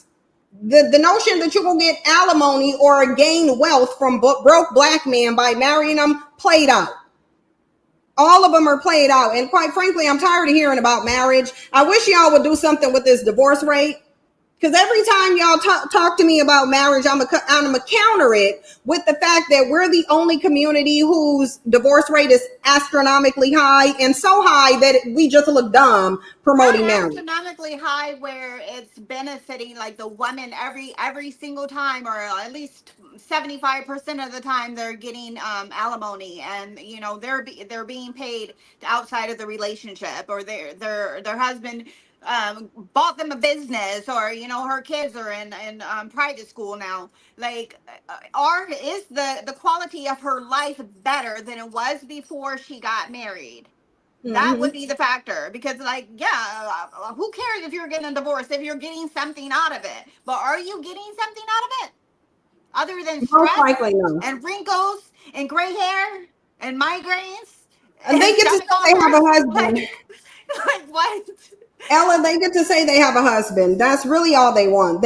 All they really want to do is let the world know they have a husband, even though there's even no benefit in that. But hey, Pretty Love Jones, I'm glad you're here. Thank you for answering the question. Love Jones says she's talked about wanting to be married, and also said she wants lots of kids, but I agree, being married doesn't guarantee a thing. Thank you so much for letting me know that, because I don't really follow Halle Bailey and Chloe. I see some of their videos that come up on a timeline, but I don't really follow her to know what value she places on marriage. So if Halle Bailey wanted to get married, then the fact that she's not married, to me, is her fault. Why? Let me explain.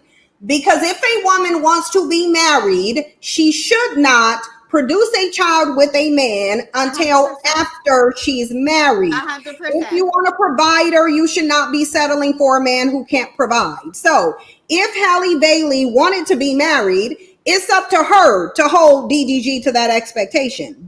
She didn't hold him to the expectation that she had, so that's her fault.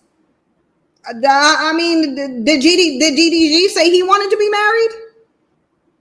Because if DDG didn't say he wanted to be married, and Halle is the one who wanted to be married, then it's on her to make sure she's married before she produces a child with this man. But she probably wanted to be married, and he made it clear that he wanted a kid, probably. But guess who got what they want? He got his kid, and she did not get married. And you know he wanted a kid because his kid is behind him in that video. DDG appears to really want his child. He does. Right. He does appear to really want his child. So I honestly don't understand the huge issue with DDG. I think if you unpack the situation, it sounds like Halle should be being the one to blame for the lack of marriage, because she's the one who wanted it. I think I did hear to an extent DDG mentioning marriage, and it doesn't seem like DDG values marriage. No surprise there. Most black men don't, obviously, because they don't get married. So clearly they don't value it, or else they'd be getting married. Based on what I heard from DDG, it sounds like DDG doesn't place a lot of value on marriage. Halle Bailey does, so it was on her. It's on Halle Bailey to make sure she's married, or she's getting marriage from a man. If Halle Bailey decided that she wanted marriage, but she was going to produce a child, even if she don't get married, that's her fault. That's her fault. Huh?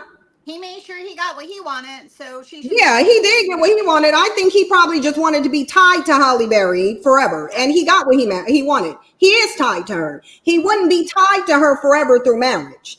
Marriage is not an everlasting relationship. Again, the only everlasting relationship is being a parent. Because even if your child passes away or you pass away, there's a record that you were that parent and that child was yours. So there is no relationship that lasts except for parenthood. And I wish everybody, how is it that one group of people, this is really interesting to me, that the group of people who have the worst track record for maintaining relationships and marriage are the main ones promoting it. It makes no sense to me.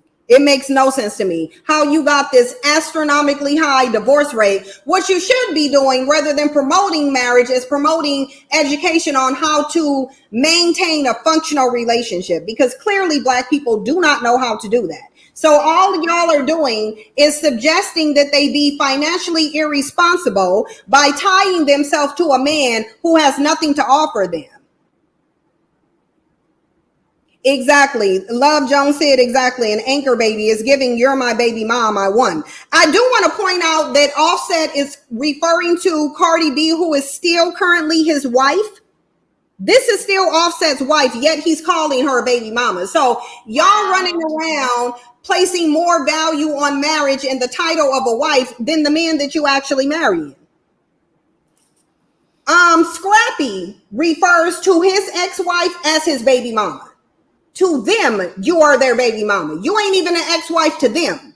But yet, Black women will run around and say, oh, ex-wives are better than baby mamas. No, ex-wife cannot be baby mama. Your ex-husband said you his baby mama. Cardi B's current husband said that's his baby mama. So y'all can go argue with Offset and go tell Offset, no, that's your wife. Offset said, this is my baby mama, I won. So if y'all not gonna go argue with these men about how an ex-wife is different with a baby mama, then you should be shutting up, because these men are saying that you ain't they ex-wife, you they baby mama. They said, you're my baby mama. And this is something that a lot of Black women don't want to get into their head. They want to live a fantasy. If these men don't even see you as an ex-wife, or they don't see a difference between an ex-wife and a baby mama, why are you running around trying to make a distinction between it, only for that man to then turn around and remind you that you are indeed his baby mama? I have to validate that statement, because I was actually talking to my ex-husband, and he said, somebody walked by that he was talking to, and he was like, I'm talking to my baby mama, and I was like, what? And he was, and I was like, we're divorced. I'm your ex-wife, and he was just like, oh, it sounds better. Right. And that's why black women want to do it, because it sounds better, because the ex-wife do sound better than a baby mama, even though you're in the same damn position. But apparently to dudes, baby mama sound better than ex-wife. Yeah, to them, that's why I'm saying they're not paying attention to these men. If the man ain't even giving you the title of the ex-wife, why would you go try to wave that title in women's face? You're waving a title in a woman's face that the man that you were with is not even giving you. That doesn't make any sense. Bottom line, you as baby mama. Let's play this video from DDG, and it's like, you his baby mama because he said you his baby mama. That's what the title he's giving. Pretty much. Well, TikTok creator fund CPMs is not that high for y'all to be sitting on here talking for 2 minutes about me. You got 2 kids. I looked on your Instagram, I looked on your TikTok, everything. You got 2 kids with no baby daddy. Yeah, hold on for a second. But you worry about me.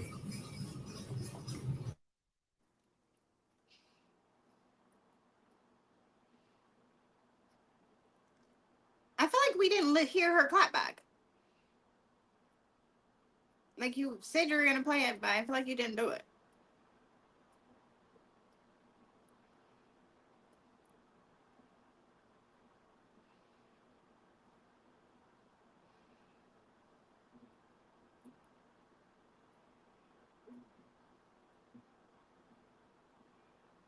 I feel like we're not on the line anymore, or if we are, can anyone hear Cynthia? I can't hear her. Can anyone hear me?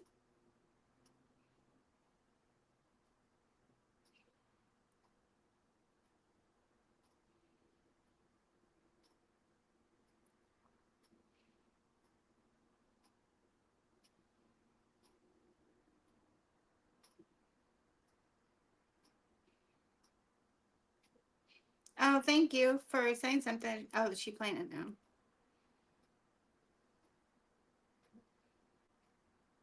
We can't hear that, Cynthia. There's no sound.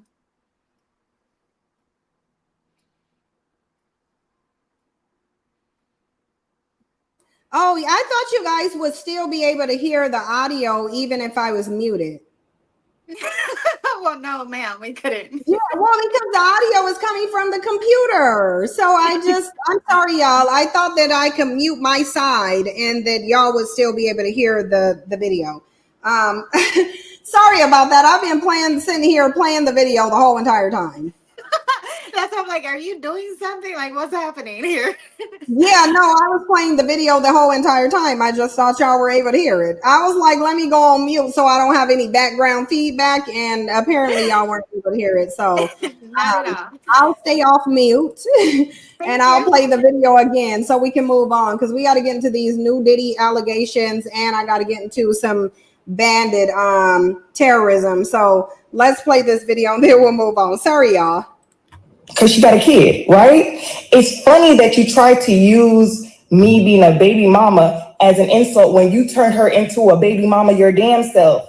Why would I have my ex-husband on my page? And I understand, I know my kids look different, they're different complexions, but I promise you, one baby daddy, 2 kids, was married. Did you ever marry that girl? Was there a secret wedding I'm unaware of? What's the point in throwing around marriage if you're no longer married? Because you got the ring. It's all about the conquering. Like this is the thing that I just be like I really just be thinking like, okay, ma'am, you're no longer married. So I don't know why. The reason being is because dudes are like, I don't know how much of the manosphere you're into and that you listen to what these dudes are saying on here, but like on almost every Facebook post where there has black men in there and a lot of white men too, they're all talking about, man holds the power over marriage. You didn't get married. Oh, you have children by several different men. But you still didn't get married though. But did he marry you though? Like the dudes on there. I don't know. Because women refuse. I mean, white women will. That's the thing. It's not white women that won't. So when I say that women refuse, I'm gonna have to largely say black women here, because white women are very loudly and clearly saying why they don't want to get married and why they don't value marriage. So the bottom line of it is that why are black women sitting out here allowing these men to believe they have power over you through marriage? Even if I did value marriage, the fact that black men control it, I would not value it anymore. That's when I would stop valuing it. Because if somebody think they have control of something that you want, they're going to leverage that to the fullest extent. And that is what black men are doing. Black men know they don't value marriage. They know they don't care to get married, but they know that black women overvalue marriage. So they use it as a weapon against black women, and black women refuse to remove black men's ability to weaponize marriage against them. Because at the end of the day, black women do think marriage is the badge of honor. They do. And they do care deeply about whether society sees them as a baby mama or a wife, even though overall society could not care less whether black women are baby mamas or wives. They really don't care at all. They truly do not care. White people are not treating married black women any differently than they are single and childless, or single with the child. There's no difference in the approach. There's no difference in the treatment. So why would you even care? It ain't like they running around throwing black women all of these, like there's no parade to commemorate married black women. Nobody is setting aside certain benefits and saying, here, we go give these to married black women and we just go deprive it from single black women. You can get a tax credit by being married, and she can get a tax credit for having a kid. And I think the tax credit for having a kid is higher than that for being married. Yeah. I think the child tax credit. Yeah, I think the child tax credit is higher than whatever you get as a married couple. She get a child tax credit. So the reality is anything that a married woman can get, a single woman can get. And I think that this is very difficult. When it comes to tax, you actually have better benefits, even if you're married and if you're filing separate. Yeah, I really think that there's a level of cognitive dissonance here. I think that Black women are having a very difficult time embracing the truth about marriage and religion. Those two things got a stronghold on Black women. Marriage and religion got Black women in a very tight chokehold, and they're having a very difficult time releasing themselves from that chokehold. And I don't think most of them, I don't even think they want to be released. I can tell you what it is. I can tell you what it is. Women, What? Black women, has been status wise, we have not had, you know, the status that we deserve. We have not been respected for our greatness. We have not been our beauty haven't been respected unless it's been stolen by you know, somebody of another color. We have not had the status that we deserve. So when you actually get status for something, and it's like, oh, I can get status for being married even if it doesn't benefit me, it's that status. Oh, I'm actually better than, you know, even better than someone, even though you're not better than this person. It's like it makes your ego feel better because you're being respected for something that you're actually contributing. Even if it's not. African Goddess said there is more legal protection in marriage. Can you explain to us what are the more legal protections in marriage? Can you explain them to us? And then explain to how single people don't have access to that. And I'm gonna need some proof. So it's like, well, what are the legal protections in marriage? First of all, African Goddess. And hopefully you can answer, because if you don't, I'm gonna have to block you, because I'm gonna have to assume you trolling.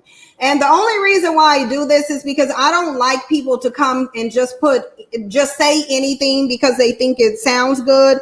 You're gonna need to prove it, or you're just gonna have to get up out of here. Because I the only thing I can do is I can assume that you're a troll if you don't want to back up what you're saying. So African Goddess, I'm gonna have to ask you to name the legal protections that you get in marriage that you don't get out of the single person, because there's a constitutional clause that says you got to get equal protection of the law. So let me know so that I can sue the government, because if married women are getting more protections, more legal protections than single women, then that means single women have a cause for a violation of their constitutional rights, because it's supposed to be equal protection of the law. So if married women are getting these benefits, let me know, because then I got a case for my constitutional rights being violated. Like, the only how that can be possible that a married woman has better single or better legal rights or whatever is her husband is super rich and able or is a lawyer. No, it's not. African Goddess said if you split up, it's easier to divide the property, kids, etc. No, it's not. It's harder. It is harder. And we literally just went over the fact that no, it is harder.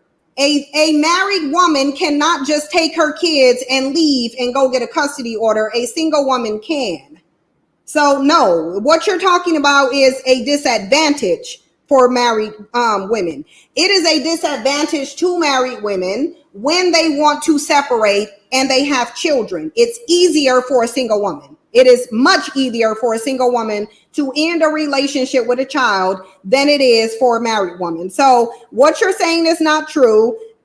Tell me the legal protections. Because the Constitution says that there's equal protection of the law. You're saying they're giving special privileges to married people. So you're basically saying that single people are getting their constitutional rights infringed on. Now, I don't know, African Goddess, if you're on the continent or if you in the U.S., but I'm telling you, in the U.S., that's not true. You said you're African Goddess, so maybe you're speaking about some laws on the continent regarding marriage, but I can certainly assure you that in these divided states of America, that ain't true. That's absolutely not true. And you can go ask any attorney, is it easier for a single woman with children to end a relationship than a married woman? And you will quickly be told it is harder for a married woman. And you don't even need to ask an attorney. Go into family court and walk into the section about custody orders, and you're going to see a big bold thing in most of those courtrooms that says if you are married, you cannot initiate a custody order on your own. So go ask. I want y'all to go ask, because it's harder. It is harder. And I don't want any woman thinking it's easier for her to leave a man with a child if she is married. No, it is not. It is easier for single women. And actually, the marriage becomes a burden to the woman upon the end of it because of the fact that it's difficult for her to navigate around. Because she got to get that man's permission for almost anything. A single woman don't. You got to get that man's permission if you even want to leave the state. If you want to change their school, you have to get their permission. A single woman don't. She don't got to get this man permission. And anybody who tell you that they do is lying. Yes, the man has right to his children, but the woman does too. She got the same right that you do, meaning she can take that kid and leave without your permission. The only time she would need your permission is if you already had initiated a court order. Then she would have to get the permission. But in the absence of any court order, a single woman can get up and disappear with that child and ain't nothing the man can do. There's absolutely nothing. You can get your child and leave and go to another country, and there is nothing that man can do except complain. A married woman cannot do that. Yeah, a married woman does not have that ability. No, she can't. And the reason why it's not a violent, and the reason it's not a violation to her constitutional rights is because she voluntarily engaged in a contract. That's why. You're bound by a contract. The single woman is not bound by any contract. So you're lying, African goddess. And maybe you're not lying. Maybe you're just severely misinformed. And it could be that. But anybody who telling you that it's easier for a married woman to divide assets, no, absolutely not. These women out here, marriage is giving them a headache upon divorce. That's why most of them say they will never remarry. But so Diddy, first of all, Diddy's third attempt at bail was denied. We don't need to get into the article. We already knew that ain't a judge in New York letting Diddy out. It just is what it is. I don't know why his attorney keeps trying to get him out. If two judges already denied this man bail, why do you think a third one is going to go basically undo what two judges did, which would cause conflict? Maybe he's gonna try to find one that'll take a bribe. They are what, a fourth? He gonna give it a fourth time? Because then you gotta ask, like how many denials is enough for this attorney? No, he's probably trying to find a judge that will take a bribe. Yeah, and I can tell you, Diddy getting an advantage here. Diddy is getting an advantage here. The fact that there was 3 attempts made for him to get out of prison, most people ain't getting this. Right. Especially not with 3 different judges. Like different judges, okay. Yeah, they're paying some money for all of this to happen. So he's this is an astronomical amount. Like I'm trying to figure out, like how many times are you gonna appeal and try to get this man out? And like now it's already 3 denials. Like, are you going for a fourth? And then we're all gonna know that the judge took a bribe. I mean, because obviously if 3 judges wouldn't do it, what changed that will make it so the fourth will do it? It ain't, but somebody did just mention a video that I wanted to play. This video, y'all, I'm telling y'all, listen. What they need to be saying is your son is a predator because you are a predator. Look at how this woman is dressed to go up in this courthouse. I'm telling y'all, Diddy's mama groomed him. Ain't nobody is going to convince me that Diddy's mama ain't the problem here. Look at how this woman is going to Diddy's hearing with some fishnet stockings on and a leopard print coat. Oh, wow. Wow. It's like, ma'am, if your son is nearly 55, more than half of 100, then we know you are very close to 100. There's no way you should be wearing no fishnet tights and a leopard print coat into court. This is just not court attire. This is a tacky mom. This is a boy mom. Listen, I want y'all to understand this is a boy mom. No, I'm a boy mom. And I do not dress like that. Now, DJ, listen, DJ, I love me some leopard print. I love animal print. Y'all can ask my sister sitting up here. She'll tell you I love animal print. Yeah. But I'm not about to be dressed in animal print and fishnet stockings if I'm going to court. Right. Like I'm not doing this in court. I don't wear animal print in court just because of what animal print is associated with. You are judged based on your attire. Exactly. No, I won't even wear red lipstick to court. Right. Just because of what red lipstick symbolizes. You do get judged based on your attire. If I'm going to court, I'm probably wearing a dress and a blazer, some pants and a blazer, or something pink or light that has like that you ain't gonna be judged based on. Right. I'm not wearing no fishnet stockings and a leopard print coat looking like I just got off the host roll. Right. Like this woman looked like she just got off the host roll. Let me roll this video because ain't no way. Janice, how are you feeling? Ain't no way.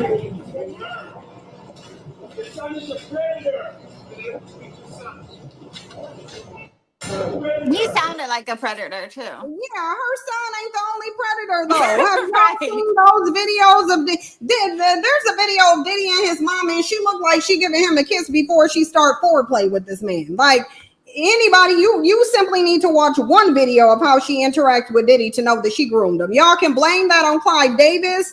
Listen, y'all ain't gonna convince me that Diddy's mama wasn't attending the freak offs. Okay, she was attending. Her nails were ready. Yeah, her nails were white too. Like this lady, y'all ain't gonna. I would believe it if they said not only did she attend the freak offs, but she was bringing people in. To me, she just an older version of what y'all saying Carisha is. That's where his mama is. What is his mama's birthday? Is she an Aquarius too? Let me see. Janice Combs' birthday. Let me see if she is. Oh, it looked like Google ain't finding her birthday. That's interesting.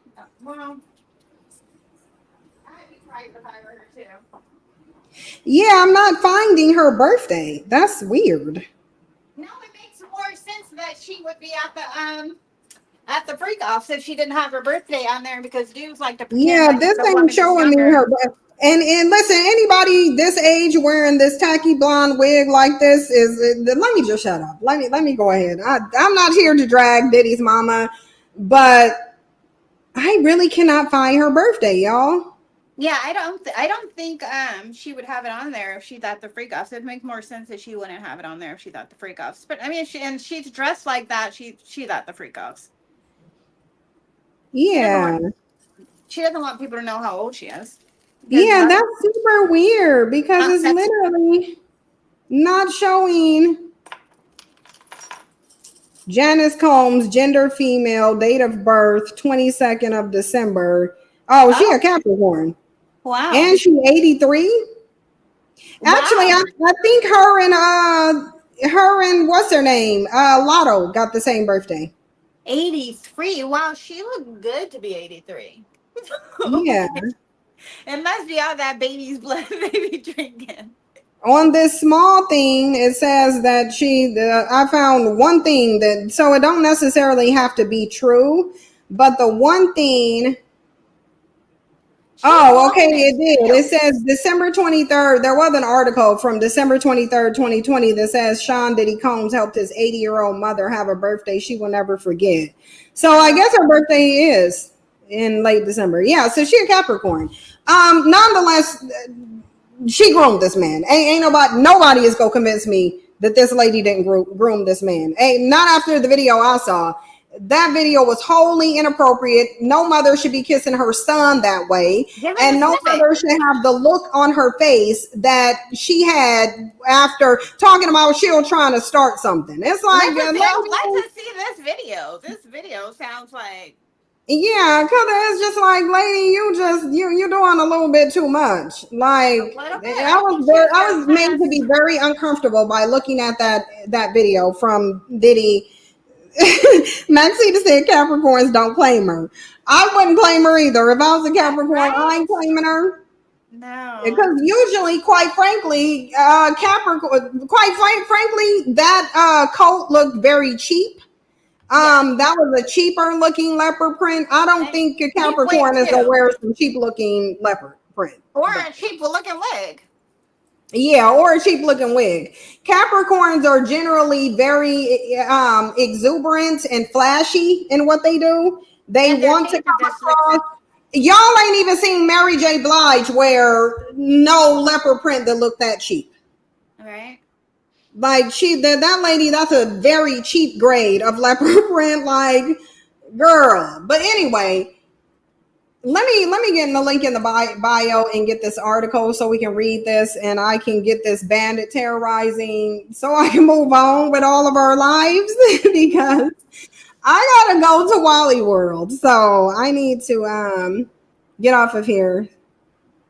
And really, I should have been off of here an hour ago. I don't even see their link. I'm afraid of I mean, Wally I don't World. see it. Do you tell me if you see it? I have no idea what we're looking for. This story on Diddy. This Oh, right. found it as soon as you said. Yeah, she the cuspy. Peaceful days. She the cusper. So in Because the she is. cusp of Sagittarius Yeah, and she's sitting right on the cusp of Sagittarius and Capricorn. Yeah, she is. gotcha. Well, that could be the reason why she just like December Sagittarius is they have a very unique sense of fashion. Like sometimes they'll look amazing, the other times they're fine with looking like a bum.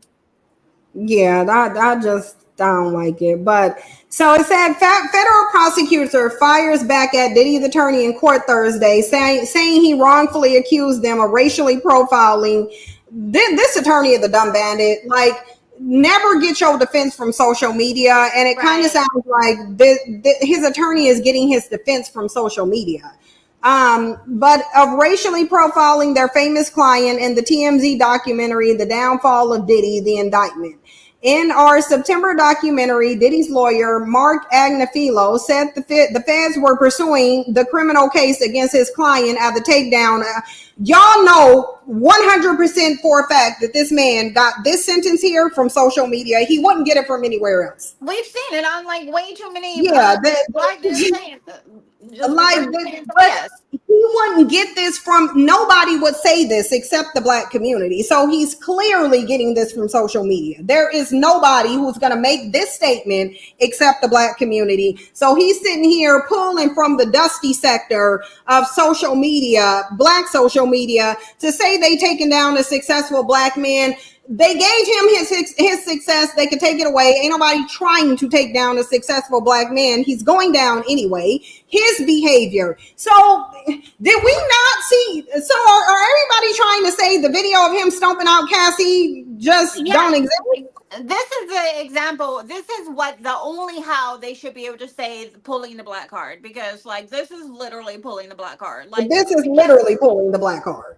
right, and he has way too many issues. There's way too many charges that he has, and he's literally gonna say "f all the charges." They're just trying to mess with me because. Oh no, we're not blocking S. Wiseman. No, who blocked S. Wiseman? I recognize her from years. We are not going to block S. Wiseman. I'm gonna have to let me find her account and unblock her, because I don't know why y'all would block this lady. She's done absolutely nothing to get blocked. I already know that. I'm gonna assume it was a mistake. S. Wiseman has been here for a very long time. That's how I recognize her. Your mods are running amok. Yeah, y'all let me know why you're blocking somebody before you do. Don't block them, time them out. And it needs to be for a reason. I don't think S. Wiseman said anything that will warrant her being blocked. Now I have to find her account and unblock her. S. Wiseman, if you're listening now, will you please email me with a link to your YouTube account so I can unblock you? Whoever blocked you did not do it on purpose. Yeah, Nikki said S. Wiseman has been here forever. She used to be a mod at one point. Yeah, and she was about to be a mod again. Like, that's why they had to get rid of her. Yeah, don't block her. Whoever blocked her, unblock her. And S. Wiseman, if you're still listening, send me your YouTube account, the link to it. Just email it to me and I'll make sure you're not blocked. Then nobody should have blocked her. And I don't know why they did. Like you would lead with timing out. Please don't just block people. Yeah, I remember they had this one person blocked, and they paid me $300 to ask you to not block them, to unblock them. So y'all go ahead and block people. Okay, let me look and unblock you from that account now, as Wiseman. Let me go ahead and do that because I don't know why anybody did that. I mean, maybe they didn't know. So we're gonna say y'all didn't know. Please don't just block people. You can time them out. Like you can time them out. S Wiseman, I need the link to your YouTube account because I have to go into it and unblock you. I have to go into your YouTube and unblock you. So if you can just send me the link to your channel, to the YouTube that you use on here, send me the link to it because that's the way I can I'll pull up your thing now and unblock you. Pro Alana said that she emailed you. Yeah, she did, but not with the link. I need her to email me the link Gotcha. to her account because that's the only way I can unblock her. I don't think I can get it from out the chat box because they already took you out of the chat. So I need the link to the S Wiseman account. But let me go over this Bandits. Let me go back over this article. Sorry, y'all. That just threw me off because she shouldn't have been blocked. I can't imagine that she would have said anything that warranted her being blocked because she never does. From my experience, she never comes in here saying things to not to get blocked. But yeah, he pulled from the Dusty sector to say they taken down a successful black man. They are not. He said Philo said the feds couldn't nail Diddy for anything related to taxes or his business empire, so they started poking around in his bedroom. And so what? They still shouldn't have found him molesting the children and Right. raping women. Like, what? Right. That's the thing. If it doesn't matter who chooses to look into you. It would be one thing if they looked into you and there was no crimes in your bedroom, but if they look into your bedroom and you got crimes in there, that is why. So I don't know if this man is trying to assert that Diddy didn't commit no crimes or that he shouldn't have been charged from the crimes that I think what he's committed. trying to say is that all rich people or all these men have crimes in their bedrooms. Right, but if I'm a law enforcement and I look in your bedroom and you commit crimes, I'm gonna arrest you. So right. The problem here is that it in the context of this article, the issue that I'm having is that he is implying that Diddy should not have been arrested for what they found in his bedroom. That's the implication here. Is that right. There's a problem with him arresting this man, right? And it's like no. The reason why I think what I would be doing is I would be asking him, what does he have? Is he has things in his bedroom that we would find that are similar or identical to what Diddy did? Is that why he's saying race is a problem? Because he seems like he's saying that every man should have the same thing in their bedroom and there's not an issue with it. That's what it sounds like they're saying. The bottom line is they said they found GHB in his room. GHB alone will get you a hefty prison sentence. So not only that, but they said they tested, and thank you for the person in the comments reminding me.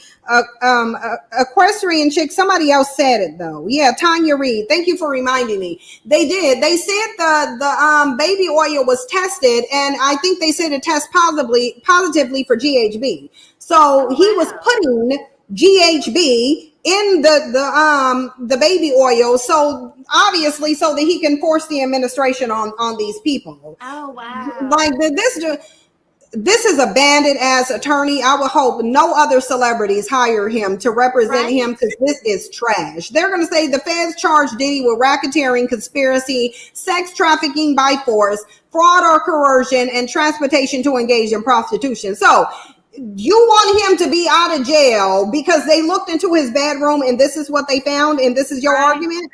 Right. But they actually do have laws where if they don't have a warrant and they go into somebody's house and they find things that they shouldn't have found because they shouldn't have been in the house, then they can't use any of that stuff as evidence. And let's listen to his foolishness because this is a bandit.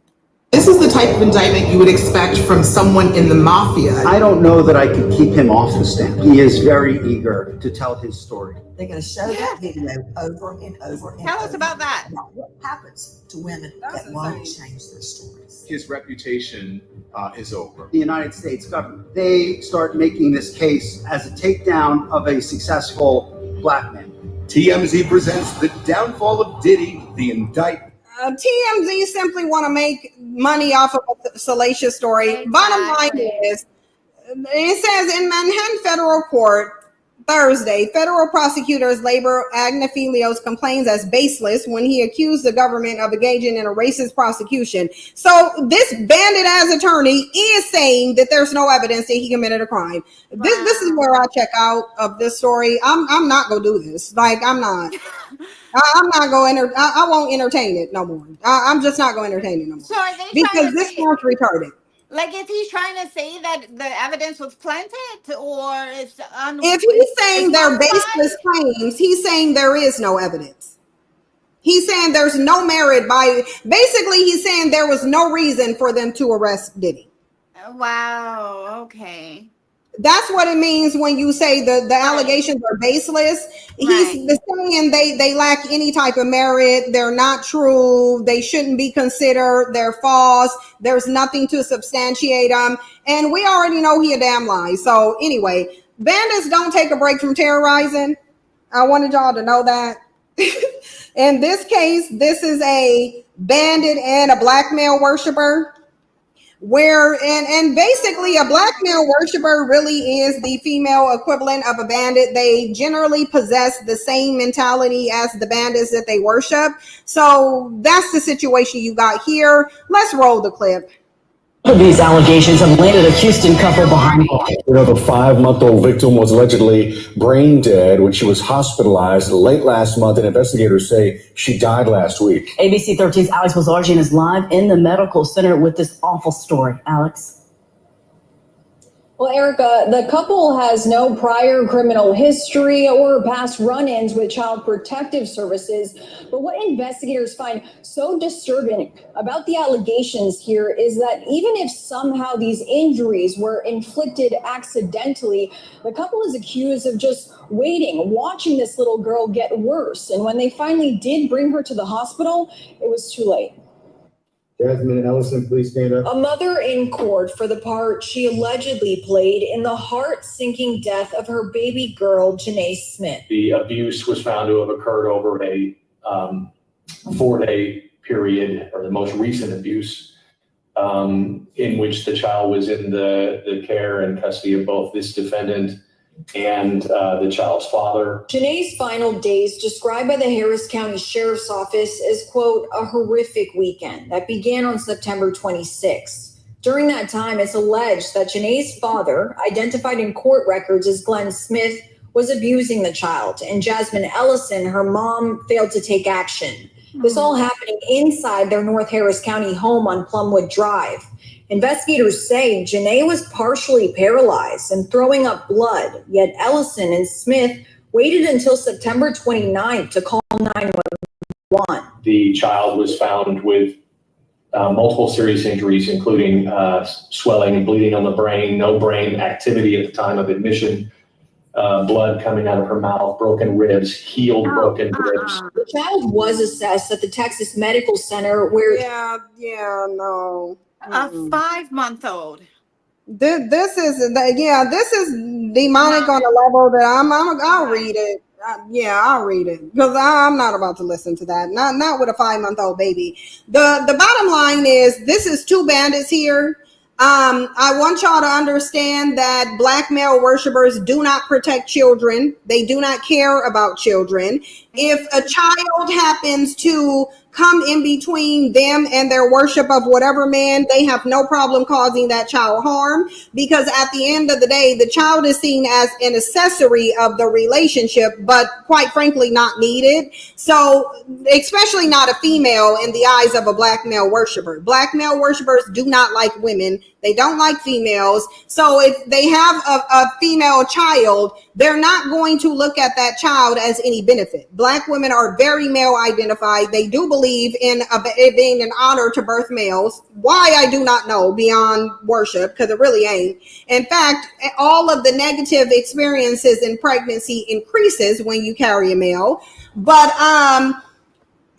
nonetheless, black male worship is alive. That's what you're dealing with here. A black male worshiper, a boy mom who had a daughter and clearly did not want that daughter. Yeah, that's ugly. Like the whole everything about it's disgusting. I absolutely can't. It's even hard for me to think about it. Like I don't even know if I can make comments because it's just. But I will say I agree with you about someone that is like in desperate need to have a man or think that they actually need to have this dude in their life and he's a status symbol, because we do see a lot of videos of women that are allowing their children to be abused by the dude because just so they can have this dude. And there's a lot of women that actually put their child on a swimsuit and be on a dating app with their child next to them. And that they're not only selling themselves, but they're selling their child. And it's because they'll do whatever it takes to get a man. And it's disgusting, but it happens. I don't even think children should be on social media. I cringe when I see people putting their kids on social media. It's just something I would never do. I would not with a daughter. Yeah, one thing I would never do is see my child on social media. You just would not. You would not see my child on social media. It just wouldn't happen. Unless somebody violated me and went against my will, and then I would try everything I could to make sure that person pays for it. Right. Yeah, but my child otherwise would not be on social media. Social media is not a child-friendly place. I don't know why people let their kids get on social media, especially not TikTok. I don't get it, but they allow to by parents. It's like the same with like the child actresses and stuff. It's like, are we really doing what we think is best for our child, or is that what's good for us? Because it's exploitation is what it is.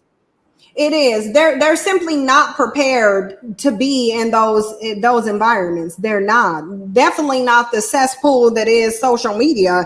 Absolutely not. But it says courts allege the victim father, Glenn Wayne Smith, was abusing the child, and the mother, Jasmine Ellison, failed to take any action. Of course she wasn't. She ain't gonna take action against the man that she worshiped. That's why in the black community, black women are not taking action against anything that black men do. Like if you look at these individual relationships, you see they very much mirror the community dynamic in which black men are allowed to run amok, commit femicide, kill their kids, abandon their kids, and black women take absolutely no action against it. None. Zero.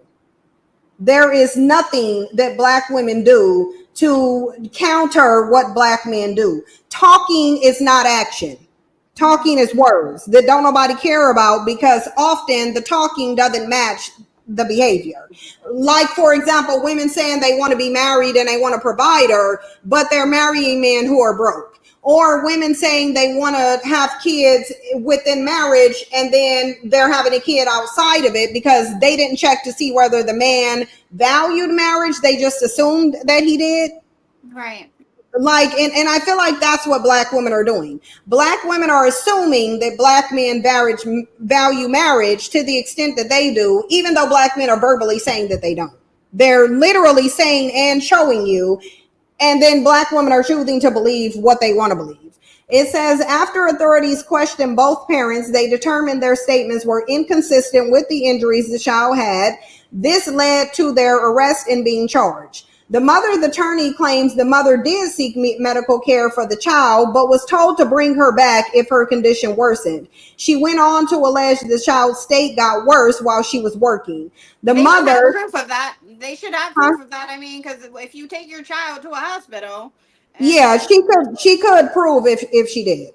The mother, Smith, was initially being held on $1 million bond, but it was later reduced to $250,000. The father's bond was set at $150,000.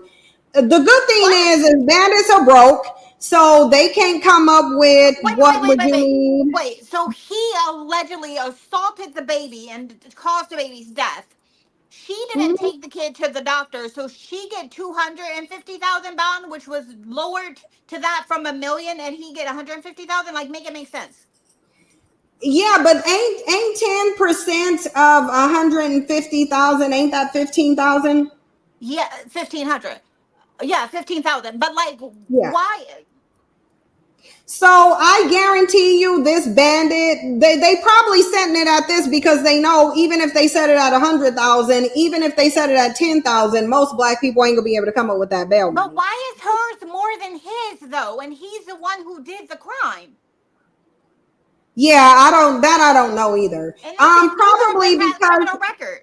probably because society looks more unfavorable on women who abuse children than men. I think that's probably why. The child. She did not step in. He did. Yeah, she failed. So they're basically saying this mother failed to protect her child. So they probably think is more on a woman to protect the child than a man. That's the only thing I can come up with. I don't know why they bails are the way they are. I really don't. But I know this bandit don't got $15,000. Right, he doesn't. I know it's likely that nobody that he knows has $15,000. So the man is supposed to be the protector and provider, right? So she should never have to protect her child from this man. So we can't say, sorry, I'm talking to someone. Oh my God, the man being the protector and the provider is just an okie doke that they tell women so women will believe that they're going to protect them. They're not protectors. And that is very clear because they're showing it right here that she's getting more of a charge because she didn't protect the child from the dude who actually committed the crime. Yeah, anybody believing that men are going to protect them and provide for them at this point is living in a delusion. They're literally saying that they're not. So the proof is just out there. I don't know why they did the bail this way, but I do know that this person don't got $25,000 and this person don't got $15,000. That's what I do know. And I know it's likely that nobody that they know has that much money to bail them out. Right. Because when that dude stayed in jail for over $3,000, when 10% of that is $300, that told me the sad state of the black community. Right. That man sat in prison for 3 years because his family could not come up with $300. Wow, that is horrible. Yeah, and I promise you, listen, my siblings don't gotta save no bail money because if I got money, I'ma save it and I'll bail you out. Because even if you don't got the money, I got the money probably. Even if you don't got the money, I probably got it saved somewhere. Or we have credit, or like figure it out. Exactly, and we have credit. So I'm not about to let and the reason. I'm gonna tell y'all a silly reason why I have bail money saved. This is literally because of I told y'all in certain instances in the past I was the abuser. So I decided to set me some bail money aside because the way my temper is built up, we would just be fighting. Ain't no man beating on me. Like you're not gonna put me in a cycle of violence. We would just be fighting. Yeah, we would kind of just be fighting. I think that's everybody in our family, but it's still not healthy. So yeah, it's still not healthy. But in the moment, if somebody trying you, I'm fighting, and I'm gonna need I'm gonna need to have me some bail money sitting aside because I'm not trying to sit in jail for 3 years over $300. And also know that she not go fight stupid either. She not go fight a 250-pound dude without a weapon. So if she's mad, she's grabbing and she's equalizing. Yeah, I do got a bail emergency fund. It's not just for me. It's for any of my family members because my family is not going to sit in a jail and not be bailed out. Now, if they got $1 million bail, I can't help you. We have to think about it, but like I can't help you. If you got $1 million bail, I probably can't help you. If you have $1 million, we probably need to get together and make it a family pot that we're gonna put in to get you out of jail. But we're not. Yeah, because we got to come up with a whole $150,000, $100,000. Ain't that 10% of $1 million? 100,000. Yeah. So that would mean we got to come up with a whole $100,000. And to my knowledge, don't nobody own no house. So we got to come with some credit. But I will talk about Keon Henderson in a video. I'll just do a pre-record because I'm not staying on here longer no more. And like, we didn't get to Pastor Henderson. So I'm going to take it out of the thing, but we'll talk about it later because I'm about to get off of here. It's been 2 hours. Yeah, it's been a long time and my head is starting to hurt and I got to go get something to eat and I need to go to Wally World. So I'm going to jump off of here, but I'll give y'all some pre-recorded content. And remember on Patreon, which if y'all want to see my content, because I only get on YouTube once a week. So if you want to see my content, you will have to subscribe to me on Patreon. The Patreon address is scrolling across the screen. So even if you watch the playback, you can still find out how to subscribe to me. The link is also in the description box. It's in at least one of the description boxes. It's in the description box of the Cynthia G channel. It's not in the description box of I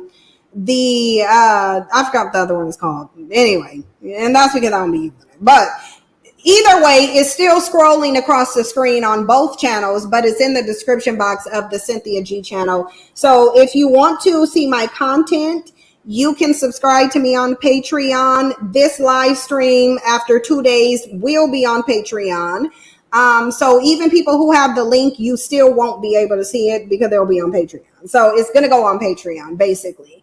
You can subscribe to me here at patreon.com/Cynthia G, or actually that's /. So yeah, that's / Cynthia G. Yeah, whatever. Just take the address off the screen, y'all. My brain want to shut down because I need to get off of here and I need to go eat. I haven't eaten this morning. I do got this nice little sugar cookie chai tea latte. Yum. Yeah, it's okay, let me tell you one that's really good. It's the chai. They have a chai pumpkin spice. The pumpkin cream. Yes, Yeah. and they get caramel drizzled Yeah, on it. it's really good. I usually do it with 2 or 3 pumps of vanilla syrup in it, but I'm gonna try caramel syrup actually. Yeah, it's so good with the caramel. Yeah, it's so good with caramel because it adds a little bit of salt to it, and you know how you put salt in something, you can taste all the flavors more. Yeah, it's actually very good, but I like it as one of my favorite drinks off their menu, although I'm not really into pumpkin stuff. Like I ain't never had no pumpkin pie, but I do like the pumpkin spice chai tea. It's really good. But I'm going to get off of here. Thank you so much, Ella, for coming on here. I do appreciate it when you do. Oh, I love it. Thank you. It's always fun. It's always a pleasure. I'm going to start throwing you a little money for coming on. I am. I think I'm probably throw you like $100 or $200 per episode or something. Wow, that's really nice, but unnecessary. I appreciate it. Yeah, I'm gonna throw you something for coming on here because I do appreciate it. But thank y'all so much. Again, thank you so much, Ivy Mercedes, for putting my link in the chat box. I really do appreciate that. Let me pin it. Let me go ahead and pin it for them. Thank you so much. I should have did that already. So now it's pinned to the comments, and it probably will be pinned when y'all watch the playback too.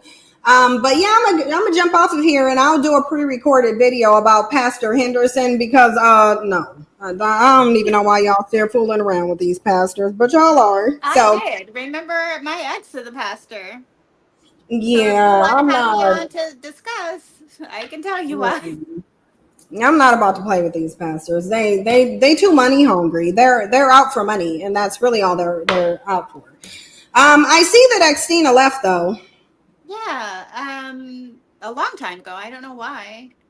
Yeah, I'm gonna have to text her and see what's up. I gotta find out what time zone she's on too. But yeah, all right, I'm jumping off. So thank y'all so much. We'll see y'all later. Love you later.